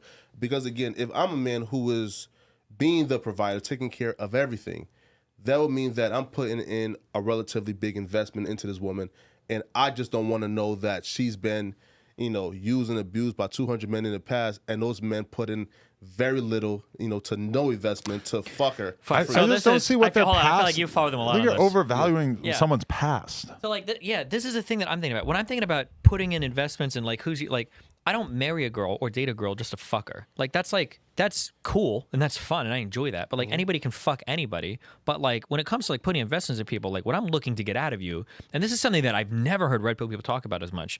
Andrew Tate talks about it sometimes, but I haven't seen it as much. Like I want like a life partner that I can walk through life with, that I can share experience with, that I can have fun with, and I can connect with in a way that I can't connect with a chick that I can just fuck really well. Like that's the kind of connection I'm looking for. So why would I care if this person has fucked 500 or 5,000 guys in the past? Why would that matter at that particular point in time where it's like, now you're making the decision to be with me, now we're together, and now we're like on this life journey and like we're dating each other. I just don't understand why it would matter. That would be like if I found out that would be like me carrying that Destiny used to work at McDonald's. Like, okay, you're a streamer now, you have money now, but you used to work for $5 an hour. It's like, I really honestly don't care. I can see when a girl has fucked a lot of people or even just some people in your social circle, I can see how there's awkwardness associated with that for sure. Like if you had a girl that you really liked and she, used to fuck a couple of your best friends, like, yeah, that could be really awkward socially and might be something you have to get past. But when I look back at like myself, even in high school, I remember feeling really jealous when I would be like dating a girl and I knew that she had slept with somebody else that I knew or whatever. I remember feeling really intensely jealous about that. And even at like 17 years old, realizing that like this is something I'm going to have to unlearn, because this issue that I think I'm having right now is only going to compound like over and over and over. Like by the time you're 30, good fucking luck meeting a girl who's got like a single digit body count. Like why would she, unless she was like been in relationships for really long periods of time or whatever. Huh?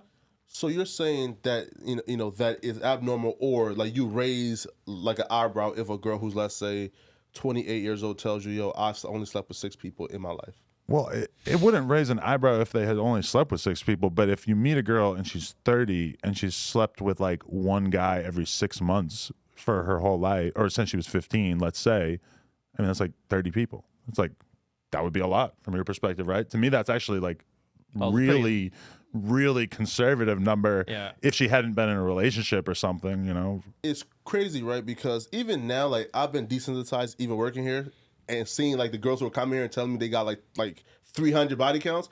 So 30 even sounds like a relatively like low number, but like even if you think about it, 30 is kind of a lot, man. But see, that I think you can only think that because you're young, and then I think that the red pill stuff just kind of like allows you to confirm that they're like are real grown men who feel the same way. Because I don't think like you could really like I just said that's like a dude every 6 months for 15 years would be 30 dudes. I don't think getting fucked, That's a fucking low number. getting fucked every 6 months. A new sex partner every 6 months? That sounds so Spartan. Especially, you got to keep in mind, if it's a girl, Right. you have to. That's a low number. She's not even trying to fuck people. You're because turning she could down fuck- dudes every day, all day. Bro, a girl could be doing like fucking mornings and nightly fucks with a different dude in any college town for 10 years and not go through half the fucking matches that she gets in like 1 week on And this is Tinder. the thing too, is that like girls are fucking smart. Like girls cheat less than men, but girls get caught way less than men. I might have fucked that up. They cheat more. They cheat more, but they get caught less because girls are fucking smart at hiding their business, because they know that if they've slept with a bunch of guys that it could lower their rank socially or whatever. So girls tend to be very, very smart about that. And so I would encourage girls out there to fucking lie about their body count, just because it's something that so much attention is like put into at this point, right? So I don't know. I just think it's like it's just kind of a bizarre thing to fixate on. So I never bring this up on shows. It's very rare, and I'm going to turn a lot of people off by saying this. I understand that, and I don't mean to sound aggressive or attacky with it, but it feels to me sometimes like when I hear the obsession over body counts, sometimes it feels a little bit like an insecurity thing, where the guy feels like he can't stack up with the other men that she's been with. I agree. And it's interesting too. So taking what you said, you talk about like, well, high value men are the one that care about this.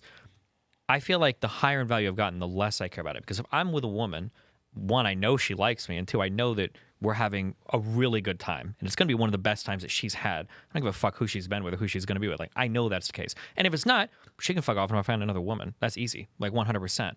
I feel like as I've gotten more and more value through life, whether it's through clout or money or whatever, or status or whatever, like this is a thing that's bothered me less and less. Because why the fuck would it? Like, yeah, you've been with like 20, 30, 100 guys before me, but like there's only one me, and I know I'm a pretty individual, unique kind of dude. So hearing that higher value men are more concerned with finding virgins and stuff, I feel like that it feels to me, and I could be wrong, maybe different people have different feelings, but that feels like something that comes from a place of insecurity. I'm not saying that everybody needs to do like open relationships or poly or all that shit or whatever, but when you're like looking at your woman who's decided to be with you and is sharing her life with you, and you're like, all I can ever see are the 9 dicks that I think you've sucked before. It's like, who cares? Why do you care? Here, right? So, you know, it's definitely hard to like walk the line without getting into like the things that got Andrew Tate banned, right? But when you speak about, you know, not property, right? Not property, but when you think about taking care of somebody, putting your investment into them, right? Yeah, but you weren't taking care of everyone, they were sucking dicks. No, but, right? It just comes from a feeling of not wanting to feel like a sucker, meaning like, yo, like I'm out here taking this whore, putting her in this white dress, walking her down this altar, right? Telling God and my family, this is my queen, while like she done took like 300 facials, you feel me? Which is kind of like, you know, that's kind of, you know, like most men wouldn't feel okay with that. Let's say that I do grant you that, and I will, but only under one condition. Yeah. The guy's got to be treated the same. Like, why? How can a girl be like, I'm kissing you at the altar, and I know your tongue has been in like 50 different women's assholes? Like, how is the girl supposed to be any more okay with that than the guy is with her taking 300 facials? And here's why, right? Because again, I'm talking about like traditional men, right? Again, Well, I'm no, not fuck none of this is traditional. We're talking guy fucking. Hold on, wait. I want to speak into that real hardcore because I grew up Catholic and all that shit. Okay, course. men going around and fucking 400 women. That is not traditional. That's some hedonistic, crazy bullshit. Okay? Yeah, we came up with that. That's modern. Yeah, shit, that's right? some modern, crazy, hedonistic bullshit. But let's say, but if I do grant you the world, we're like, okay, I don't want a woman to spend with that many fucking dudes. Sure, why would you think the woman want to be the guy to spend with that many girls, spending that many different women? Right? And like, here's why I brought up traditional, right? Because I'm referring to this because there's definitely gender roles, right? Meaning, if her goal is to be a housewife and date a guy, right? Then she's looking for a guy who's ambitious, who got wealth, et cetera, and he's looking for somebody, you know, who could be a wife, nurturing, feminine, who can instill different principles into their daughter to be wholesome. A woman like that, he's looking for different things in that woman, right? He's looking for somebody, again, I don't think a female with 300 bodies, you know, could be wholesome, intact box, right? Could be How could you not be wholesome? 300 bodies. I just Well, don't think it's wholesome, let's right? be more reasonable. Let's say 25, and we'll say like 40 bodies, 25, 40 bodies. You don't think this person can be like a wholesome, cute, bubbly, teach their kids a good value person? Like she's just like, what part of having sex with guys or dating, casual dating or whatever, or having like one night stands, like now she can't be wholesome anymore. She's like an animal. Right. I know famous porn stars who have, you know, got fucked by 8 giant dudes on camera at the same time, and they now are in a committed relationship and they just have a kid and they're just like the most normal, good parents you ever seen. I mean, it's not really, you know, you have to understand too that like porn is acting, and that. Well, I mean, I guess you're not just talking about porn. You're talking about real life as well. But I'm always thinking porn. Now, listen, right? So, like, it's past that, too, because I think, like, again, like, all men require is to have a, you know, low mileage, you know. What does that even mean? Right? Oh, sorry. Ejaculation, right? A low mileage ejaculation box for me. You feel me? Right? Two Ejaculation box. That's what you want your wife to be? That's all she is to you? That's fucking crazy. Well, again, that's like parts of it, right? A low mileage ejaculation box, meaning, you know, you come as a premium sexual tool. But it doesn't change. Her body doesn't change. If she's had 40 bodies or 2, I could say that. I have had sex with porn stars who have had sex with like hundreds and hundreds of thousands of dudes, perhaps. And it's like, and including the biggest dicks in the entire world. And some of the chicks who are the most used up, you would say, have totally tight vaginas. It's very genetic. I'll even do you one better in that. This is kind of weird not to be straight, but like I had sex with my kid's mom like weeks after delivering, and it's like basically the same shit. Really, my girl had a C-section, so I never got to find out what that was hitting like. Yeah, I was like, I wonder if it's gonna be like way different. It's like, no, it wasn't. Like a couple weeks later, it was like, damn, holy shit. Or it might have been like a month or 2 later, but yeah. So like the idea that like fuck. And there's a whole bunch of dumb shit where some people will think that like if she's fucked 500 guys, her pussy's worn out. But if one guy's fucked her 500 times, it's gonna be just as tight. Like, does the pussy know every dick that's been inside it? Right. Sorry, we're getting up on you. I'm not trying to. No. Listen, right now, right? I'm just getting ready because I'm gonna get gangbanged on Fresh and Fit tomorrow on this shit. So I'm having my moment right now. Well, he is their operative, so this is totally fine. Right. Again, man. You know, so like even like past that, right? Even if you like for example.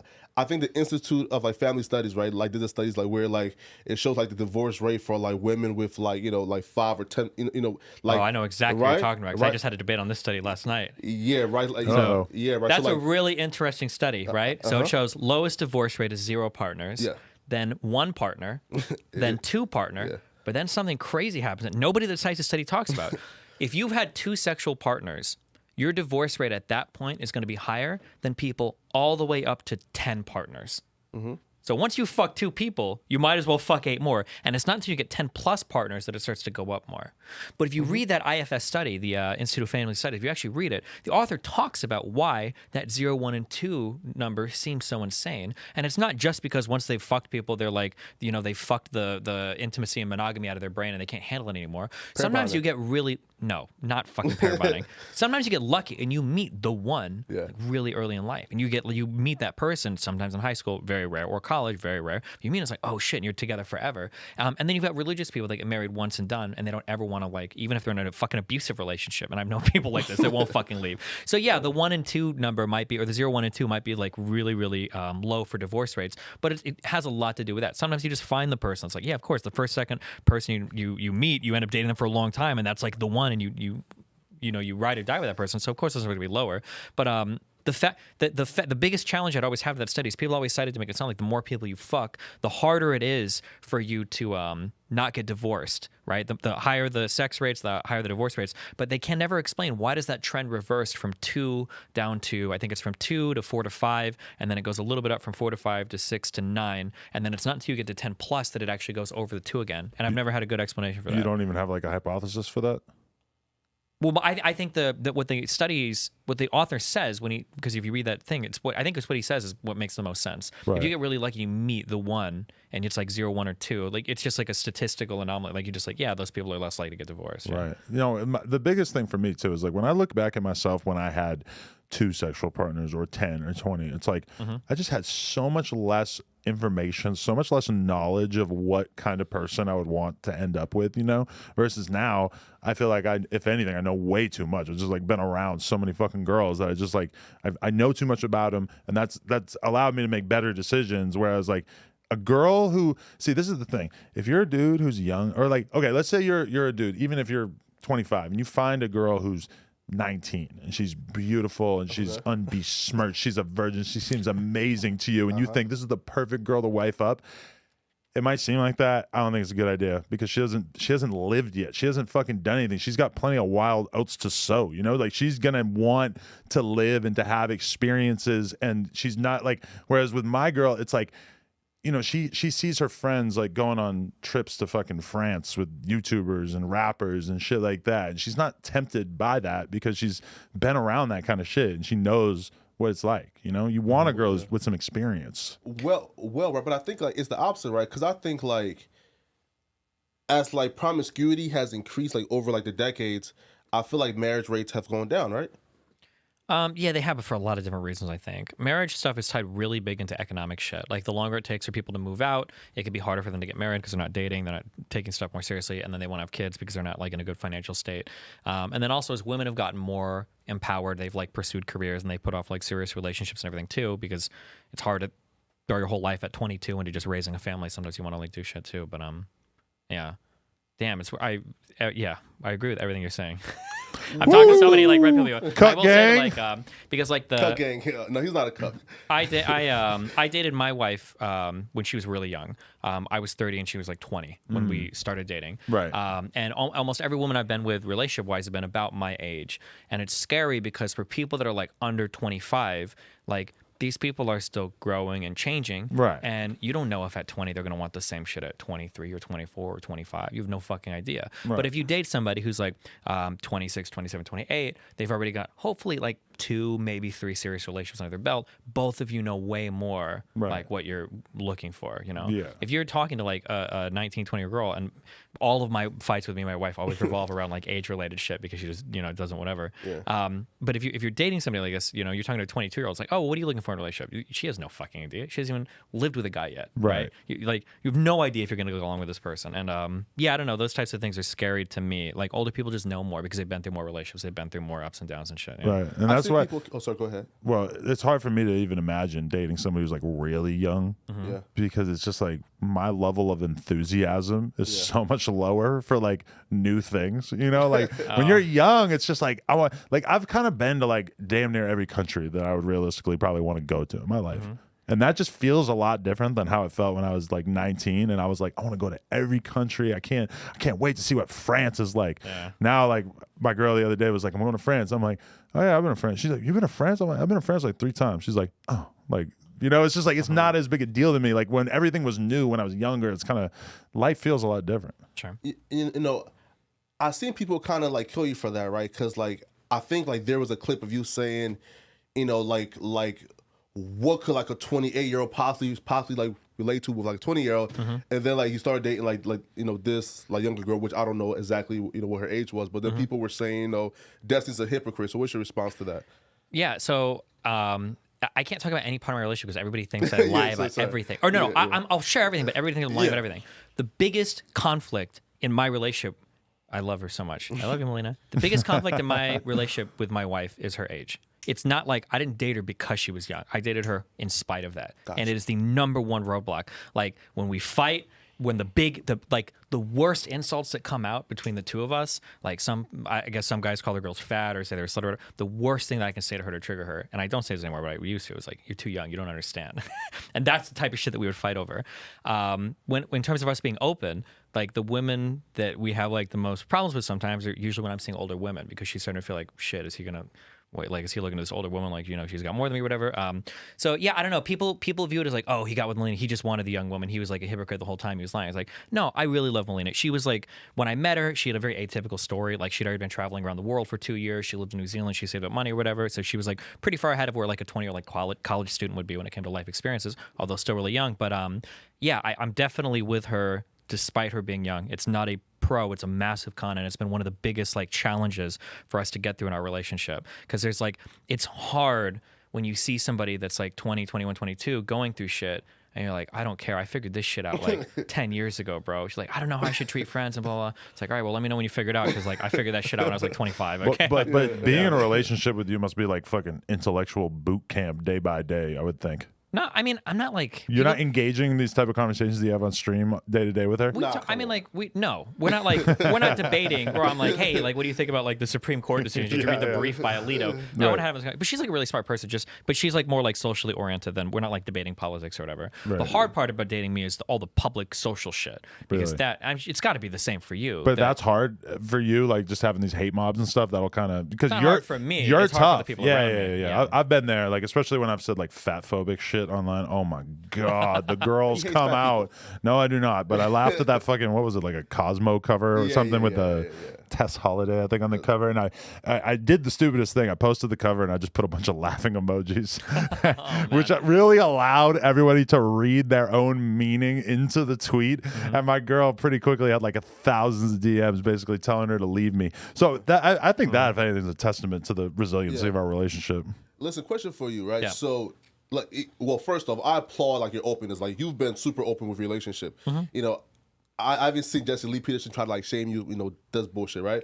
Now, there's another, I guess, LA couple.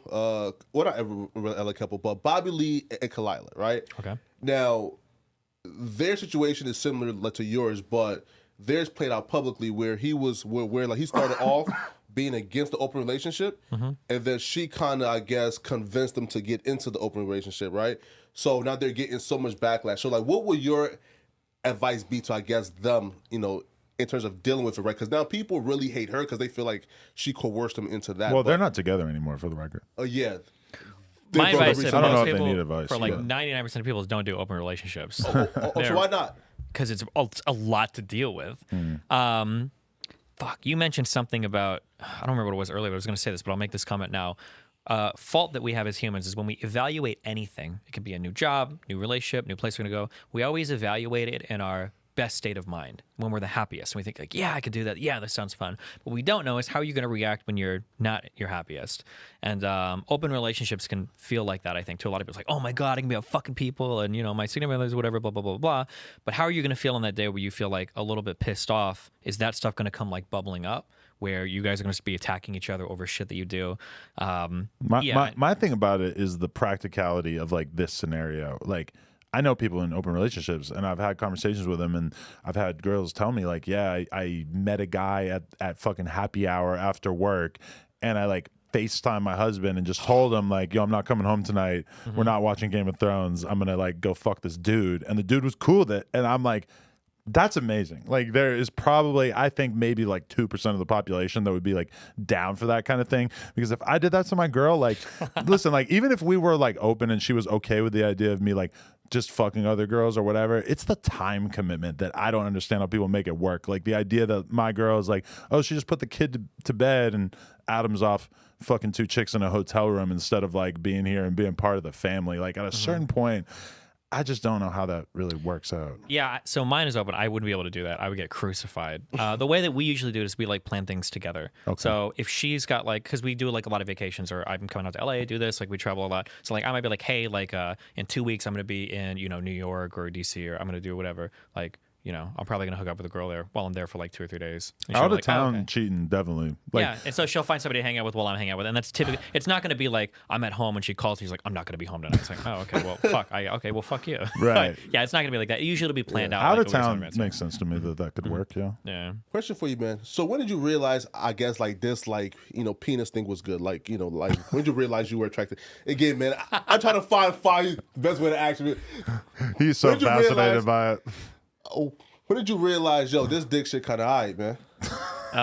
Geez, man, you're really setting me up to get absolute failure on my freshman fit thing. I just wanted to try when I was 30. I was like, fuck it, let's try some dick sucking and see how it goes. And then, yeah, What I've only age? Like what? age? 30 when I was 30 years old. Oh, wow, that's kind of late though. Right? Yeah, I was like, oh fuck it, why not? Sure. Hey, man. Here, so like before 30, like you never had like any type of like inklings, like yo, like that's a fine ass motherfucker, you know? I'm not, so like, here's the thing, okay? I'm like, it's very weird. I'm very, very, very straight, or like very hetero-romantic, right? Even if I've like hooked up with guys, like the thought of like kissing a guy is disgusting to me. Oh, wow. Or I would never like cuddle with a dude or anything like that. It's just not my thing. But like, yeah, you know. But oral's the fine. penetration was cool. No, I never do any of that either. Oh, I'm just not a okay. big, I'm not a big anal guy Right. for anything. Yeah. Because, all right, how familiar are you with DJ Academics? You heard of him? Yeah, he reacted to some of my stuff, and he seemed cool because he was agreeing with me. Right, in the Sneeko beef, right? Yeah. That was actually kind of crazy for me to be like, damn, Ack poking his head into Yeah. the And he's manosphere right here, anti-rap too. that for some reason. Yeah, though. he is. Well, yeah, because he's saying some true shit too. Where he's like the way these guys talk about relationships. Yeah. Not to say anything, but like, yeah, like the idea, like, oh, it's just some hoe with mileage, and I just see someone. I was like, bro, find a woman you fucking love. Why? Nobody talks about love in the Red Pill community. You gotta believe in it at all. If you don't have any critiques of the manosphere, then you're not paying enough attention because there's a whole bunch of fuckery going on. But anyway, Academics' thing was he was like saying that there was a conversation, I guess, on a stream that you guys were on, and the conversation was about like how to get girls or how to deal with girls, whatever. And then he basically said that you being bisexual disqualified you from that conversation, which to me, I kind of feel like Ack knows too much to try to put forth that argument because the reality is that in the rap game, like some of the greatest pussy getters that realistically we could acknowledge are dudes who it's like heavily rumored have done stuff with Super. dudes as well too. It's like very commonly known. I mean, and if you were to expand that to like the rock world or like actors Yeah. and shit too, I think we could learn a lot from our bisexual brothers. No, yeah. Here, do you think that I guess like is walking the walk a requirement to I guess to preach these philosophies? Like for example, I think Ack's biggest thing with Rolo was, yo, you are out here telling men to exercise their options when they're in like relationships, but you never tell us about how you cheated on your wife, right? So things like that. I think it would make me wonder. Like a doctor that's obese can't give you it's not like he can't give you good advice about dieting, right? Like, but I mean, like obviously, like people will look and wonder, or like like I'll say things a lot, like you should date probably around your own age because you've got similar life experience. Then I date a 20-year-old when I'm 30, and people are like, oh, you don't believe any of the shit you say, or whatever. It's like most of the people I've dated have been my age. Like it's not necessarily true, but yeah, I mean, like I don't think it immediately disqualifies you, but there's going to be obviously more questions that people will have, like, well, why aren't you doing this if you say it's so good, or why are you doing this if you say it's so bad? Yeah. Here's a question right now. You actually got a bunch of backlash for this. Now, For which thing? Oh, sorry. For being bi or for being being an open? Yeah, I got both. Yeah. Oh no, it's the NFT thing, I think, right? Oh yeah. Now listen, I'm at the mindset, yo. Like, if I tell you again, if I tell you motherfuckers, this NFT shit is a fucking scam, do not purchase it, and then I come and say, listen, I just got this NFT bag. Purchase it. I'm assuming it's a wink, wink. You motherfuckers already know not to fuck with this shit. Sure. So, okay, Yeah. crypto is complicated, okay? So Yeah. here's what was happening in the past, okay? And I still believe this to this day. People that are telling you that you can buy and sell and flip NFTs to get rich are fucking scamming you. Yeah. That's not even NFTs, that's all crypto. Anybody that's talking about like buy it, get rich is a fucking scam. And that was the conversation I was having. Like all this NFT shit is like fucking, and it's scam after scam after scam after scam. Somebody offered to do a sponsorship with me where you could like buy like NFTs of like clips or whatever and I could sign them. And that's all I sold into my community. I was like, I got a sponsorship. I was up front. I was like, hey, if you want to buy like an NFT of me on the site, I sign it or whatever. That's it. But you're not going to get rich selling it. Because we all do brand deals with shit that we obviously don't fucking use, right? Yeah, sure. But then also, and the audience gets that. The audience is not like, well, does he really use a VPN? You got backlash for that though. Yeah, I got huge backlash. But at some point, I was like, you fuckers will burn out in a day or two, and they always do. But like, Yeah, if you want to, I think NFTs have a legitimate use. Like you can use them for real things. I just don't like the flipping them, like buying and selling. You're gonna get rich. That's generally what I'm opposed to. But people get mad at me for all sorts of shit. I just like hate people putting false hope into people's minds. Like people who just like act as if teaching you about NFTs is the key to unlocking your financial future. There's a lot of people who lost their life savings on buying into that bullshit. That's what I fight against a lot of the red pill. I know Sneeko talked about this shit a lot. Like, you got to get into e-commerce and drop shipping. And it's like, bro, this shit is like, most of it is spam bullshit. And very few people are going to make any actual money off of it. It definitely doesn't create any value in the world. It's a short stop. Yeah. Oh, wait. So I'm assuming you were anti-Hustlers University? Fuck, I opened the tab, but I hadn't actually watched it yet. I don't know what is he. Hustlers University is the Andrew Tate. No, I know class. what it is, but what is he actually teaching it? I don't know. I've thought about yeah. checking it out because I'm genuinely curious, but I kind of wonder. Well, like, so here's where it kind of like is like the middle line of it's not a scam because it's a Discord server, first of all, right? It's a Discord server. Sorry, okay. Right? Okay, it's a Discord server, right? Now, listen, it's actually quite like resourceful. So like it's a Discord server with different servers that have like individual ways of making money. So like one server might have like I'm wholesaling houses. The next might have like e-commerce. Next might have like forex, stuff like that, right?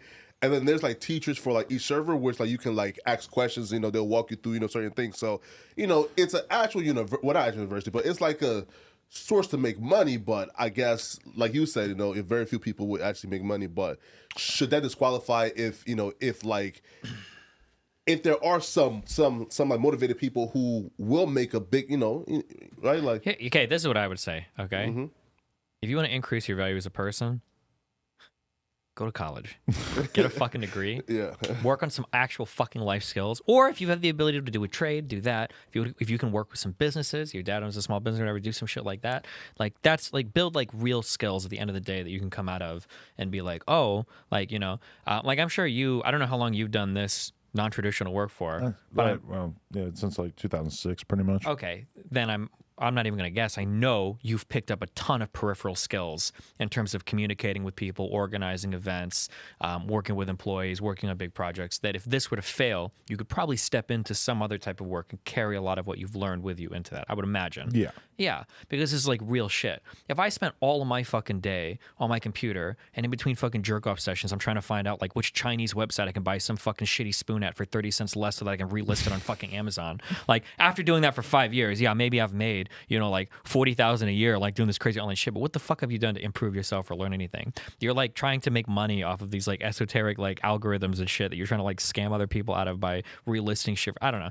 I don't like shit like that. I don't think it's like compared to a guy that like learns how to program or a guy that goes to school and like or learns a trade, electrician, plumber, or whatever. Like these are people that after 5 years, what do you have to show for it? Oh, I've learned a skill, I've learned a trade, I got a degree, I can go and work at a place, as opposed to some dude who's like, well, when this new website goes up tomorrow night, I'm gonna buy out all of this fucking stock of shit, and I found out I can relist it on Walmart and I can make like 32 cents a thing. It's like, and the thing is like people who are actually investing money in a lot of these courses and stuff, it just sort of feels like a virtue signal in a lot of ways, where if you really wanted to learn the thing at hand, like if you wanted to get into real estate or whatever, you're going to spend money taking actual real estate courses, or I'm sure there's great online resources. There's probably so much information for free. And, but people like the idea with these courses of like spending a couple $100s on this investment into their future or whatever. And a lot of times I feel like those people just haven't probably not even like skimmed the surface of what they could find online for free. Not to mention if they were to like take any actual classes, dude. Like a lot of it just feels like fucking bullshit to me. Like I've talked about doing a podcast course, and I actually honestly believe that if I did this, that I would be putting information out there into the world that I haven't talked about, and that I don't really think that there is a comparable resource. Like I haven't seen a lot of people like talk or write at length about podcasting and, all the intricacies of it. I could see that actually having real value, but a lot of this stuff just doesn't seem like it passes the sniff test to me. not My effects. I was gonna say my favorite thing that I saw in a video about the Hustle University. I don't know if they do it, but if you lapse on your monthly payments, Right. they don't actually kick you out of the program. They put you in like the jail room, and the only thing you can see on the server is like all the people that come in and post their accomplishments. So you feel like shit because you didn't make the monthly payment. That was fucking funny to me. That's genius. He bought a Fresh and Fit course. Yeah, did you learn a lot? Well, I mean, like, that helped me get this job. It was about how to shit, wow. contact people and network, I guess. It wasn't like a there sex you go. course, and I guess he credits that for like DMing me and me seeing the vision and him being a broadcaster. Amen. No facts, right? But then I do have a question for you though. Yeah. Corey Keshawn, Jadion, there's a few other content creators who are talking about this, man. Do you feel like YouTube, because they went right out and said YouTube is racist?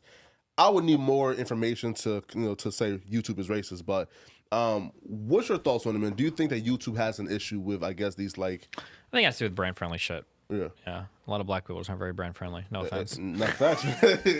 No facts. No, but like I think it is. It's like Yeah. you want stuff that's like if you got like a black version of like I don't even know any famous like boring white Minecraft YouTubers like Mr. Beast or whatever. Is he like a Well, he's not really a Minecraft YouTuber, but I don't know anybody. I'm sorry, I don't even watch it. Sky Plays Minecraft was the only Minecraft YouTuber that I knew. Okay, but sure. then Or like he Dan lost his mind. TDM. That's the kid who my kid used to talk about that guy. Like if you got like people like that are doing wholesome shit like that, YouTube would probably promote the fuck out But of wait, wasn't he accusing Twitch of being racist because he felt they were being inconsistent with his ban or whatever?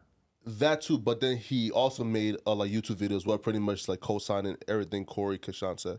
And he said Twitter was racist because he thinks they de-trended a tweet of his because Twitch told them to about getting banned.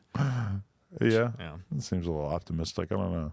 Well, yeah, I don't think, especially with as like progressive as these companies are, I doubt it's a race thing. It's just more like a brand friendly thing or whatever. Yeah.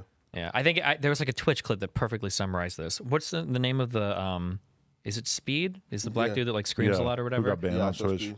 Yeah, it might have been a YouTube clip then. It wasn't a Twitch clip. I think it might have been a YouTube clip, or it might have been another dude. People are gonna make fun of me now because I'm mixing up two black guys, and it's because they think blah, blah, whatever. But like, basically, it was a guy on screen, and he was listening to the thing, and I think he was reacting to. Do you know who Low Tier God is? Yes. Okay, you know he's crazy. But he was making the point about how like I think a lot of these people aren't brand safe or whatever, and the guy. And the guy in responding to him, I can't even quote it because there's so many uses of the N-word, I can't say it. But the guy was watching the dude, and Low Tier God was saying like the reason why you're not getting sponsored or promoted is because like when they go onto your streams and stuff, there's like the N-word like every 2 seconds, and it's not like brand friendly, blah blah blah. And the guy like paused it, and he's like, and he you know the one song where the guy's like he says the N-word like 50 times in a row, and he's like 100% whatever. Yeah, he just starts like screaming that, and it's like okay, yeah. That sounds like a very Speed-like thing to do. Okay, it might have been Speed watching Low Tier God, maybe, yeah. Right. Sorry, that story was really clusterfucky, but yeah, I think a lot of like the ones like the Aiden Ross streams or whatever on Twitch and whatnot too. They're very, very, very like edgy, and I would never see Twitch or like YouTube like pushing stuff like that. Or and like how about this though? Now, is Twitch maybe sexist? Because I think like there was a big deal. Again, I haven't even seen it yet, but there was a big deal of a female who was getting like her cheeks obliterated live on Twitch, right? Obliterated. And she got like a 7-day ban. While if let's say Aiden Ross is white, but let's say if a Gideon did something like that, he would probably be in jail somewhere or like banned for life. In jail. Right? They seem a little lenient on female broadcasters. I'll say that. Yeah. Seems like it, yeah. Right. Like But they also just don't punish the sex stuff very much. One girl was recording for OnlyFans or something, and she left her stream on, and she had like her whole opened her butthole and everything on stream. I think she got a 3-day ban for that. Wow. Yeah, Incredible. it was. The future is female. But if you say simp, that's a what? Like a 7-day That's not ban? true. No, you don't get banned for that. Oh. People say that if you say simp, you get banned. That's not true. I Okay. think it's if you use it as like an insult or something, you can get banned or something. But Okay, makes sense. I'm gonna vote that we take a quick piss break, and then I'm gonna bring up Trump. Okay, one thing that I get a lot of pushback on from a lot of my red pill compadres, like Sneeko, is that I personally consider Donald Trump beyond the pale. One of the, probably like maybe one of the last people I would vote to be president on earth. Like probably one of the worst people maybe to have ever lived. The least redeeming possesses the least redeeming characteristics of almost anybody that I've ever witnessed on the public stage.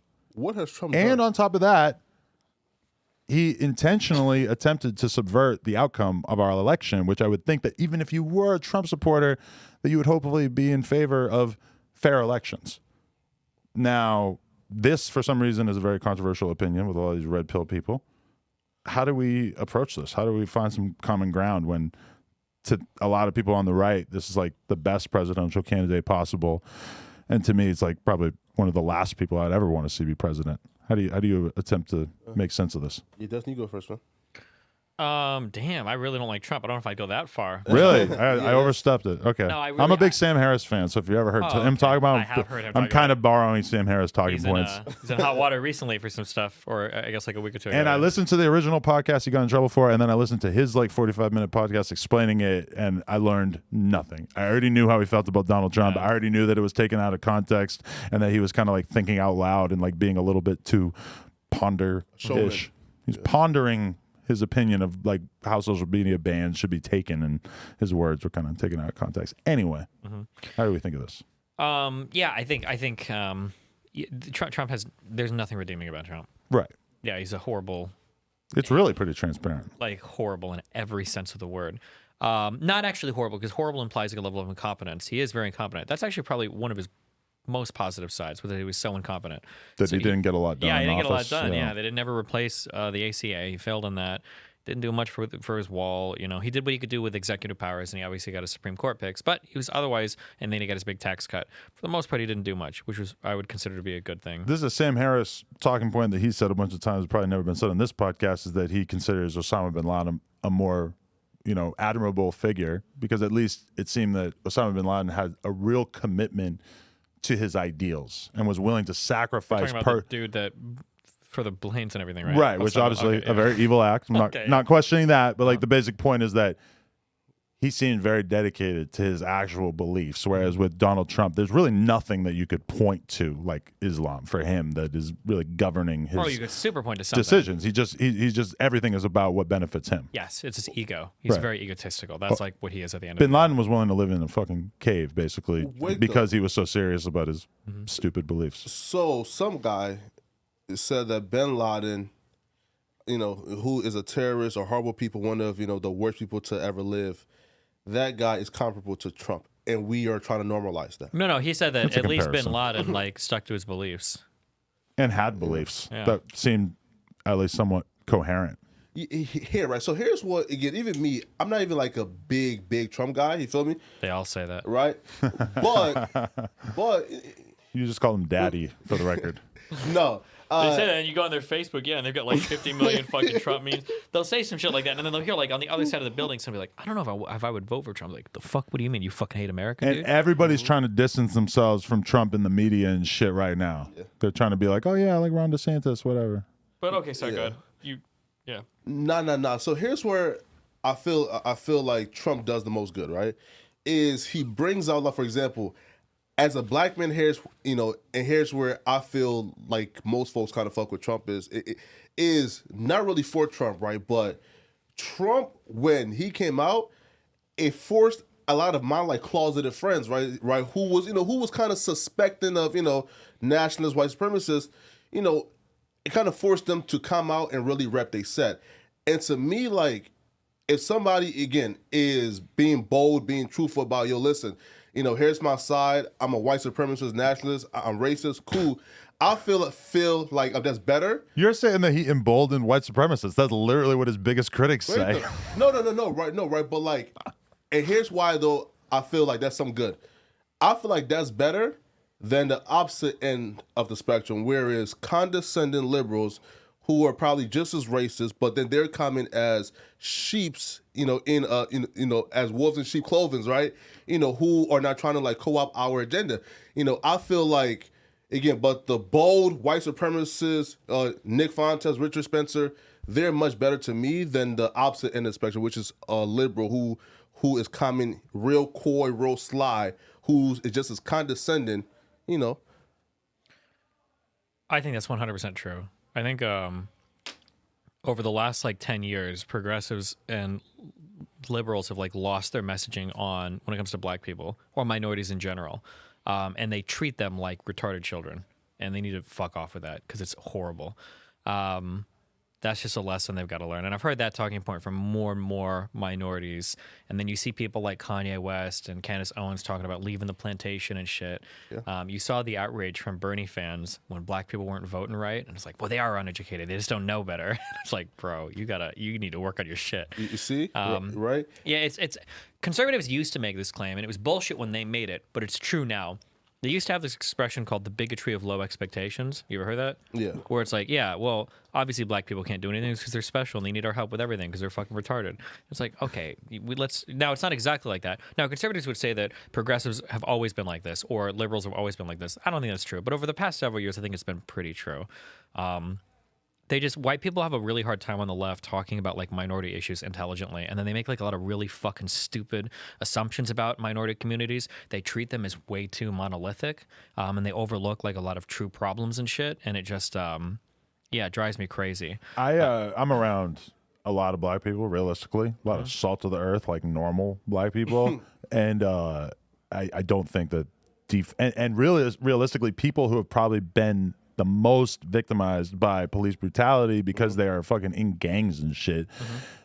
And I've never heard any of them show any kind of support for like defund the police or abolish the police. Shit, it's like super unpopular. Even black dudes who are like the most likely to be against the cops will probably acknowledge that a lot of the policing in certain communities is the reason why the murder rates are a lot lower. Yeah, and you'll hear like white people, and I'm lucky because one of the communities that I grew up in, where my grandma lived when I was younger, was a very black apartment community. So I had like a lot of black friends and shit. And I would stay over their house sometimes. And hearing people say things like, but these were like Christian black people, like very strict, very like no rap music unless it was like fucking Christian rap or whatever in the house, like very, very, very strict parents. Right. Growing up and hearing people say shit like today, like I'll hear white people say shit to me when we're debating, like, you don't understand. Black families don't want police officers in their neighborhoods because they're worried they're just going to accidentally roll up and kill their children or whatever. It's like, bro, what the fuck are you talking about? Like, if you look at all the polling data, if you listen to people talk, like, go to like some movement, we're talking about like ACAB. Like, the only black people you're going to see in the movement are college students. Right. Okay. Everybody else is whiter than, a fucking like Jesus. That view, I don't want to get too political, but like, Do it. it's funny when you go back to like people are very critical of it was 93 or 94, the big crime bill. Right. That everybody talks about is like, this is the worst crime bill ever, and this is what's destroying black communities. Only racists supported this. The CBC, the Congressional Black Caucus, supported this. Black people all over the country wanted this. It was a very different time in how crime was viewed, yeah. And people will say shit today like, oh, well, they prosecute powder cocaine differently than crack cocaine because they're racist. No, it's because crack cocaine was fucking destroying black communities all over the United States, okay? Like, black people don't love dealing drugs. They don't love crime. They don't like gangs. They don't like their kids like getting killed and shit. Like, it's everybody around the country wanted to solve these issues, especially black people. And the idea that like all of it came from only racist white people and only like bullshit, dude. Like, black people are normal people that don't want crime. They don't, Now, obviously, there's a problem with the cops that are unique in the black community or whatever, but it never goes as far as like the crazy ACAB shit or Antifa shit or defund the police shit. But how do you think that this plays out? Because we're seeing in like LA and New York a ton of really normal people that I know, like guys who own businesses and shit like that, who are basically like reciting like conservative talking points about how we need to elect harsher, prosecutors and shit like that because the crime seems so out of control. And this is coming at a time where we have like progressive prosecutors who are trying to put a lot less people in jail. Like, how do you see this playing out? Like, is this reaction in full swing because it's sad because it's like we're just going to see the jails, I guess, or the prisons like fill up more. I mean, you have to stop being so everybody has to stop responding. I always tell people like this when I argue with people, I'll be like, why the fuck are you so far over there? And they'll be like, well, dude, people on your side are crazy. And I was like, okay, I agree, but why do you have to be just as crazy on the opposite end? Like, I feel like I learned this when I was 16. Sometimes people say shit that you don't like, especially when you're a teenager. And I figured out really early that if I let them control me, then I'm a tool. But if I do the exact opposite, I'm just as much a fucking tool. They still have control over me. I'm just moving the opposite way every time they move, right? Think about your own shit and figure it out. I think that you're... Oh, fuck, where am I? We're in LA, right? Yeah. It was in San Francisco where they had that crazy fucking... was it the DA who was like, I'm not going to lock people up for who got fucking voted out? Because they're like, fuck you, dude. This shit is wild now. Yeah, and I think we're going to see that happen where if you want to be real soft on crime and you would be a nice dude and you want to arrest anybody, then eventually people are going to swing backwards like, fuck 3 strikes. We need 2 strikes. And then these motherfuckers are out of here. And people are trying to play games with the numbers. Sorry, hold on. He's making me talk about politics, so that's why. No, I want to hear how you feel about this, okay, for sure. Big thing in San Francisco, okay? Huge back and forth. Walgreens and I think CVS and Target, all these people start talking about how we're going to shut down stores because there's a fuck ton of crime. Right. Okay? Progressives come out and they're like, Bullshit. You're just capitalists. You're trying to shut down stores just because you're not fucking you're not making the money you want, and you're just using crime as an excuse because you're a fucking fascist or whatever. Right? Never mind the fact that none of these people have ever been in a shitty store in a store in a shitty neighborhood where they've got like every fucking thing in a box that's locked out. You can't even get a fucking razor off the thing without asking somebody from the front to come and unlock the shit for you. They don't even know any of that shit, right? But people bring up these stats where they'll go, well, actually, let's go ahead and take a look at the reported stats in San Francisco and see, is there actually more crime? And the thing was the reported crime was actually a bit lower than it had been traditionally. And then they all came out with this. It's like, they are lying. We know it because look at the reported crime. They're all making this shit up, even though we've got videos of people like breaking the stores, blah, blah, blah. It's like, okay. Then the store owners came out and they said, well, the thing that happened was we stopped reporting it because cops don't even show up and do anything. One Target decided to put in a button for reporting. It was like a quick call button for the cops if a shoplifting was happening. I think it was one Target it was either in San Francisco or it was in a neighboring city. One Target put that button in, and that one Target, I think, when they used that button, like doubled the entire crime reporting for the month when the one Target had that button in. Yeah. It's a problem. The shoplifting shit is a problem. The support for shoplifting is fucking cringe. People stealing shit and people only, that's base, steal from a company. You don't live in neighborhoods that are affected by shoplifting. It fucks everybody's life up. Everything goes behind lucky. Like, yeah, it's not good. I'm sorry. Yeah, people get way too progressive on the crime shit when in reality, like, having cops around probably reduces crime. We even know that. There are some aspects, even a broken windows policing that kind of worked. But cops just can't be the only thing we use to solve crime. There's got to be other shit too. But I mean, are people totally out of their minds when they're like, oh, there's people other than cops should show up when there's like a mental health crisis? This is a complete waste of oxygen. It's just, I'm trying not to be racist, but it's just white people that have never dealt with any difficult people in their life. If someone's having a mental health crisis, we don't need a cop there. Just needs to be a guy to show up. You've never dealt with a legitimately fucking crazy person. Here's the thing that I believe. If you're a progressive and you get upset when people talk about how scary homeless people are, you should have to go walk down fucking Hollywood at night. Okay? Skid Row, man. No, you don't even need to go to Skid Row. You don't even need to go to Skid Row. You go to any major part in LA. No offense. I've lived in the city long enough. Any fucking overpass, any downtown area, West Hollywood. Go walk down there sometime, okay? And you'll see people screaming really loud, and they don't have AirPods in down there, okay? They're just fucking talking to a ghost in front of them. Yeah, you can see this in Seattle. I've seen it in Toronto. I've seen it in Miami. We had a guy that looked like he was gonna fucking stab us. I hate kids from the fucking suburbs talking about homeless people and how like, oh, you're so evil when bro, homeless people are fucking scary. Not that they don't deserve compassion. We shouldn't do something about it, but you can't demonize all the people that are saying like, we got to do something about this problem. It's really fucking scary. But what do you think the solution is for us as a society in terms of how we treat homelessness? Homelessness is a hard one. Because it's a multi-factor problem, and the way to fix it is, the problem is there's a lot of homeless people in areas that like there's not much housing available. And there's I don't know if there's the political will for it, because it's a group of people that don't vote. For the most part, you can kind of ignore them. A lot of your like suburban people like never see them, so it's a hard issue to drum up a lot of support for, I think. Yeah, for sure. Okay, let me hit the list. Yeah. Let me hit the list. Oh, okay. Here we have the topic of the moment. The Keffals saga. Oh man. I mean, I've found out about this person from watching your videos. Basically, were you ever on good terms with them, or no?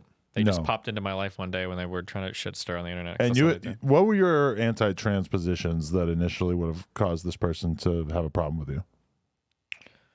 Like, what are the cliff notes for Destiny's transphobia? The cliff notes is that, so here's one thing. I fight with a lot of people online that are part of the trans community, and anytime I fight with them, my attacks are considered like transphobic. Even though they're not objectively. I love trans. I got a ton of trans people in my community. That's what you say, yeah. Yeah, I think I probably have one of the most active trans communities of any like large streamer. I'm pretty sure I do. Right.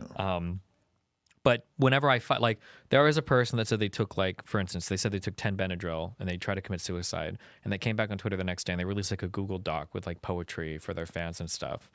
And I was like, that's some cringe fucking shit. You're like 6 feet tall. That was nowhere near a suicide. Fuck you and fuck all of this. This is cringe shit. But the people like, Destiny is, and you'll see that you can probably go on Twitter and search Destiny trans suicide make fun of, and people like, Destiny makes fun of trans suicide. It's like, it's not. I wasn't making fun of them because they were trans. I was making fun because they're a fucking loser. Okay? Putting out a poem about their suicide attempt. Yeah. Right. And then going right back into Twitter the next day, just as toxic as it was before. It was like, what the fuck? Wow. Yeah. Damn. And so just stuff like that was enough Basically. to set it off. Yeah. Right. Or there was one girl, maybe I went a little bit too far with this, but there was one trans woman who me and my wife were doing like a stream where we were like in a hot tub and we like to like tickle each other sometimes. Or Right, like, you know, like yeah. shit like that. I think I like poked her in the back or whatever. And she's like, ooh. And so I was like, Non-consensual tickling. no, they basically. said that I raped her on stream. Right. Because of your aggressive tickling? Yeah, I guess. Yeah, she was like, you raped her on stream. No, they thought that I was like putting my dick in her ass or something, and I was raping her on stream. Right. And they're like, this is really concerning. And then that same trans woman she supports like a website that helps people get like do-it-yourself hormones and shit. And she tweeted out something like, I've helped over 500 minors get on hormones. Right. And I think I tweeted, I was like, you're kind of a fucking pedophile. Right. And I probably shouldn't have said that, but That was the chick with like the short blonde hair or whatever. I don't even know. But maybe. I yeah. couldn't believe that. She thought that this was just going to go over super well, and then it ended up destroying her entire life, basically. Which right? one? The one who was all bragging about giving out the DIY hormones. Oh, I don't know if it's a sort of life. I think they're all doing okay, aren't they? Oh, I don't know. Yeah. But, Yeah. No. but okay, answer this. What is Kiwi Farms? Kiwi Farms is, imagine you want to talk shit about people. You Right. want other people to want to talk shit about people, and then you make a forum to talk shit about people, and it's just like the most toxic fucking people on the internet that talk shit about people. So it's like comparable to like a 4chan kind of. In some ways, and in some ways worse. But yeah. so is the stated purpose of it is to make fun of people? The stated purpose is you collect, there's like these, you call them cows, lol cows, right? Right. It's like a funny guy you want to make fun of. You make a thread on them, you post a ton of information so that people can kind of follow the saga of like the particular cow that you're following. Right. And then so, they usually involves like a lot of doxing and like posting phone numbers and fighting and shit like that. Yeah. and why don't they get taken down? Like you would Well, think technically, nothing they do is illegal. So, Right. like, doxing isn't illegal, and their sites it's like hosted in like Russia or some shit. Yeah. right. And so do you feel like Keffals is kind of hyperbolic with how bad the harassment might be from this, or do you think that it really is as bad as she makes it out to be? It's a bad site. I've been doxxed by them several times. They're very, very weird and very toxic. But she also plays it up a lot too, and she lies about some things as well. Like she claims that like they've killed like 5 or 6 trans people, and some of these people aren't even confirmed dead. Like they just like got off the internet and like, oh, they committed suicide. You don't know that. Right. And then she also, my YouTube guy gets so mad when I get in this because he's like, you need to stay away from this. You're just gonna hurt yourself. So Go Trying to in. be Fuck it, careful. man. You're on no jumper. yeah, I think No she rules. I think she likes it. I think she likes the attention because it is like, it's the ultimate like victim complex scenario. Like when she got swatted by the London, Ontario police, who are Right. like the most fucking, they have like trans flag badges. Not really, but it's like an incredibly progressive police force. She's like, I woke up with a gun in my face. I woke up staring down the barrel of an assault rifle when I got swatted and I got hauled off to jail where they dead named me and it was the worst experience. And then like later on, she gives an interview, walks some of that story back. Then the chief of police comes out and he says what happens. He's like, the police showed up, they knocked on the door. Right. I was thinking they got to have knocked on the door, Yeah, right? it wasn't a no-knock raid. They didn't break down anything. They knocked on the door. She came out. They're like, hey, we had emails from somebody claiming to be you saying they were going to assassinate a bunch of political leaders. We got to take you to jail for a little bit. And then she was released the next day. She got all of her stuff back, like everything. And she raised $100,000 off of that, saying she was going to fight a lawsuit. And then she changed her mind and she moved to Europe with the money. Right. And she's still like posting like pictures of like, you're not going to get me, Kiwi Farms. And one of her videos is like, the next time the cops come in, you guys better make sure they pull the trigger. And I'm like, oh my fucking God, man. please kill me. Shut the fuck up. What the hosting provider or whatever is Cloudflare? I think? Cloudflare is a service that basically provides a cover against DDoS attacks on the internet, essentially. Okay, and so she is waging war on them, trying to get them to take the site down. Trying to get them to stop providing services for them, yeah. And what do you think the main aversion to that is? Because I would think that they would this would normally be pretty convincing to a company like that. Cloudflare is a big company that provides a lot of services to a lot of people on the internet. Like I think I want to say like 20% of like DDoS protection on the internet is provided by Cloudflare. And like they are big hosts and everything too. Right. It probably sets a bad precedent. I'm supportive of Cloudflare's of Cloudflare of like maintaining their position Because they compared it to like the fire department refusing to go to your house with bad if moral they character. didn't like your opinions. Yeah. Right. And yeah, so I think we'll see how long it sticks. It's funny because I had people witch hunt my career in the same way, but now they're focused on, since Cloudflare won't do it, now they're trying to find everybody that uses Cloudflare and they're trying to harass Cloudflare's clients in order to get Cloudflare to stop. Wow. So maybe it'll move to clients of Cloudflare, or who knows. Do you think that Kiwi Farms the war would be better off if it was removed from the internet? Is it that bad? Absolutely. It was a Right. horrible website. Really? But there's like the principle of like if they're not doing anything illegal, they should Right. probably be allowed to exist and operate. If you want to get rid of kiwi farms, you should probably find a way to make what they're doing illegal, I think. Otherwise, it kind of has to stand because like sites like mine will be next because they think I'm a Nazi and they think I coordinate hate raids and shit, even though I don't. So if sites like kiwi farms go down, like it's too much power for them. There's way too much mainstream media support that is unwaveringly uncritical of every lie and crazy thing that Keffals says. Like they cover all the positive, but they won't bring up the fact that she's called me a rapist on stream before with no evidence. She's called another guy a pedophile with no evidence. She's made up multiple lies about like what Kiwi Farms does, what other people have done about her own life. It's just like very frustrating to see somebody like that get so much like relentlessly positive coverage and attention all over the internet when they're literally like an internet terrorist. She tweeted out like the other day, she deleted it, but she tweeted out the address to the servers that she thinks Kiwi Farm is hosted on in Ukraine. And she's like, I heard these guys were pro-Russian. You guys know what to do. I'm like, are you actually? This is some fucking wild shit. She's tweeting out pictures of like the site owner, Joshua Moons, of him and his fucking mom saying like, you guys need to find it. I'm not playing fair anymore. It's like, you're actually an internet terrorist. You're fucking insane. Wow. And she's getting mainstream Vice, NPR, CNN, like all these people writing positive articles supporting her. And it's like, it's fucking wild to me. Do you feel like in some way all of this is your fault? No, I didn't even know who the fuck she was. And then one day she picked a huge fight with me and and then I got banned like the next week. I don't even know who the fuck it was. Yeah. But okay, I mean, like did I play into it initially like 5 years ago? No, just that like this whole like landscape, like in a way you sort of started this whole scene, right?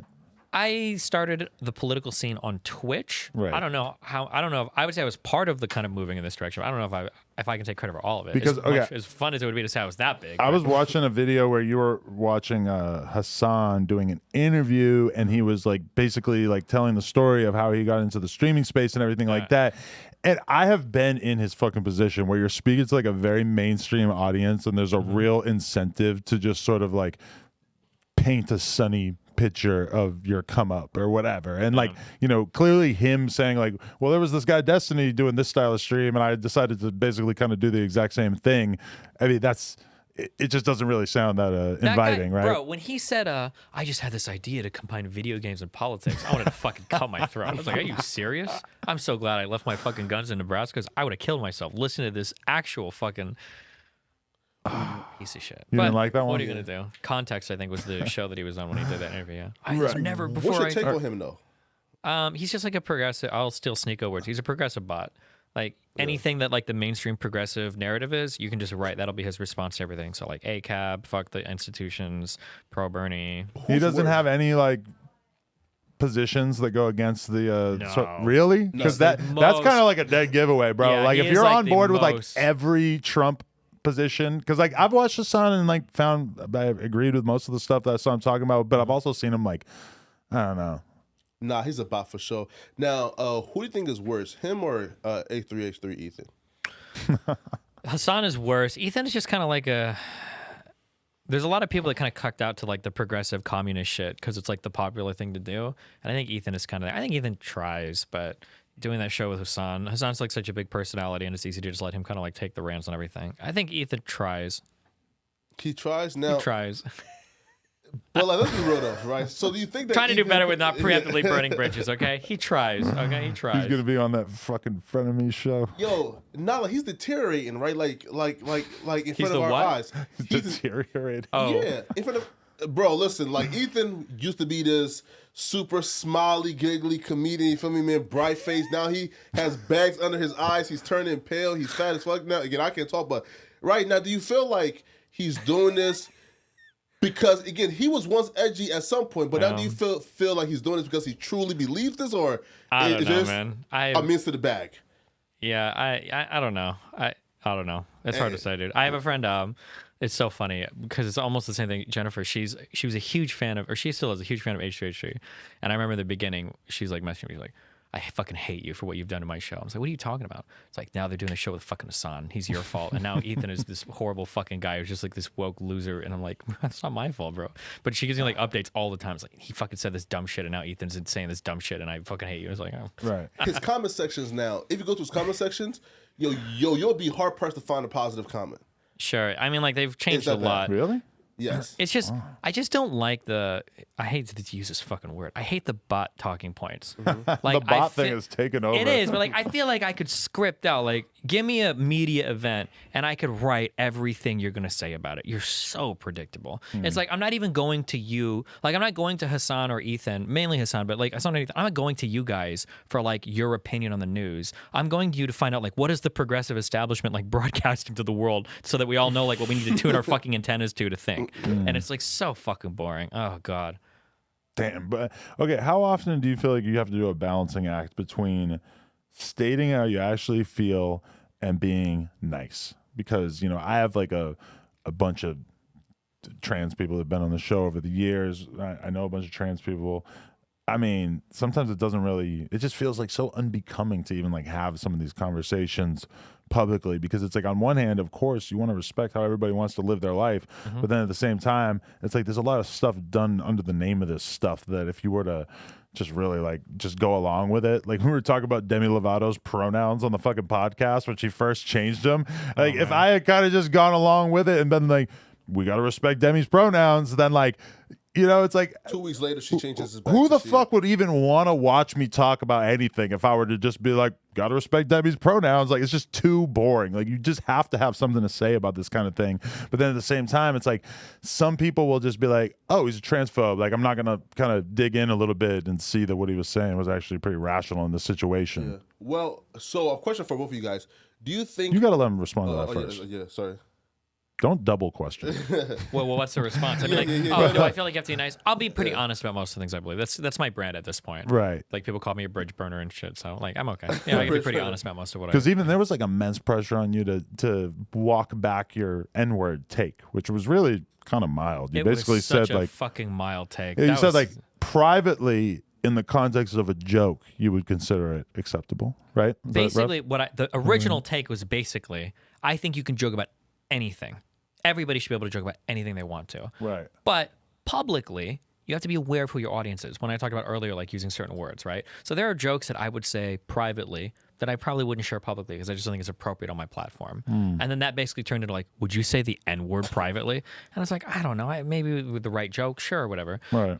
And then that basically turned into like Destiny turns his camera and screams the N-word, and he goes down a whole list of black friends. He's an N-word. He's an N-word. That's like basically what it turned into. And that whole conversation just became that, which was ultra ironic too, because like Hassan was one of the people that tried to ambush me a few times on that. Meanwhile, he like listens to things like Chapo Trap House and Come Town that are like these incredibly edgy, like they use the N-word, like hard R and everything and shit. But yeah, no, that was my position on that. Right. I seen like one stream where you were arguing, I forget which like police killing a black man scenario it was, but you were basically like arguing the details of this case with somebody in extreme depth. And it was like, it just stood out to me so much. It was like, holy shit, this is a conversation I could never have, because you had clearly gone so out of your way to educate yourself about the actual details of this case so that you could kind of go out of your way to debunk, you know, activists who are painting a different picture of it. And with me, a lot of it would just be the optics of like, why the fuck would you know so much about this just to explain how it didn't happen the way that certain people are saying that it happened, you know? Like, sometimes does that feel a little bit like a weird role to find yourself in, where you're like sort of studying cases like that just to be able to... a little bit, but like you have to be able to do it, because like there's a lot of these prescriptions, a lot of these movements are coming out of these obsessions with these cases that are not good. Like the Michael Brown shit was not good. The whole rioting shit in Kenosha over the Jacob Blake shit, like that, like the cops were super justified there. You get into all these different shootings where like people are misrepresenting the facts, they're misreporting the cases, they're just fucking totally fucking wrong on shit they say. Even in cases where the case is bad, right? Breonna Taylor should not be dead. The cops fucked up in a lot of, and we're finding out more and more that they fucked up even more. That apparently they fabricated shit to do the no-knock shit. That's really bad. Breonna Taylor did not die sleeping in bed though. Cops did not walk into the room and execute her while she was fucking sleeping. That's a lie. Why the fuck would you lie about something when the case is already bad enough? Right. Because what happens is when you lie about little things like that, and we know this in all of our life. If somebody tells you a lie, you never trust that person the same again. Exactly. And there's so many lies you're kind of like expected to go along with if you Yeah. want to ride the party lines in terms of being a progressive. And then you lose the other side will look at you like you're fucking lying. It's the same thing with that red pill shit. Right. People will say things like women love you for who you are. A woman would never think of you more or less if you had, money or not. Bullshit. Why the fuck would you say some retarded shit like that? Nobody's listening to you now. Like everybody's walked away, Right. So like, yeah, that's always the issue. Is I try to be really truthful because when you start lying or you just, like for the narrative, you've moved into preacher mode and now nobody on the other side is going to listen to you because they know you're full of Right. shit. And you're really opening the door for people like the red pill community to like give the counter narrative. Yeah. Have you spent much time on the indigenous mass graves in Canada? Is that bullshit or is that real? I've spent way too much time on that. You- It is you have done this. Okay. 100% bullshit. It is. Complete Holy bullshit. fuck, dude. Because Complete- that There were churches burned to the fucking ground. There was just another one last week that got burned out. Now they said it's suspicious, so I don't know 100%. But like, yeah, there were churches burned to the ground over that shit, and it was total bullshit. wow, fucking crazy. Basically, there was I listened to a whole episode of The Daily about that shit and just assumed it was all real. So here's the thing, okay? They are finding a couple grave sites that were outside these schools, and they started referring to them as mass graves. Now, I don't give a fuck what anybody listening says or thinks. A mass grave is when you kill a lot of people in one area, or so many people fucking die, you start throwing them in a fucking ditch. You don't even mark the bodies. It's not a cemetery. A cemetery is not a fucking mass grave. Right. But they started finding some of these cemeteries near schools. A couple of them had been like, they'd fallen out of like maintenance. So like some of the gravestones were gone or they were like grown over and shit. And somehow this snowballed out of control to children were buried in mass graves in a lot of these residential schools, and the bodies were never even accounted for. We don't even know who's there. And that's the narrative that Canada ran with. And the whole country got hyped up on that. They started burning down churches.